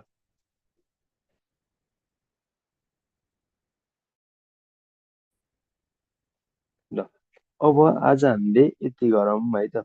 यति भने यति सकेपछि हाम्रो मेन्टल हेल्थ धाराले सबै कुरा सक्यो है त। अब एउटा मात्र के बाँकी छ भने आज तपाईँलाई धेरै भयो, म भोलि पढाउँछु यो कुरा चाहिँ। एउटा के बाँकी छ भने role of nursing in curing of mental health भन्ने एउटा टपिक एउटा सिलेबस बाँकी रहेछ। नर्सिङ स्टुडेन्टहरूलाई चाहिँ इम्पोर्टेन्ट रहेछ होइन। यो कुरा म भोलि भोलि गर्छु। तिमीलाई चाहिँ एमसिक्यू चाहिँ के गर्ने भन्ने सोचेको छ हामीले। डिस्कसन के भएको छ भने लास्टमा एमसिक्यू एउटा तपाईँहरूलाई दिने अनि त्यसको डिस्कसन गर्ने भन्ने भएको छ है त। ठिक छ, तेरो नातिनीहरूलाई एमसिक्यू डिस्कसन नै हुन्छ है त। ठिक छ ल, आज यति गरौँ है त। गुड नाइट, ल बाई बाई एभ्री वान।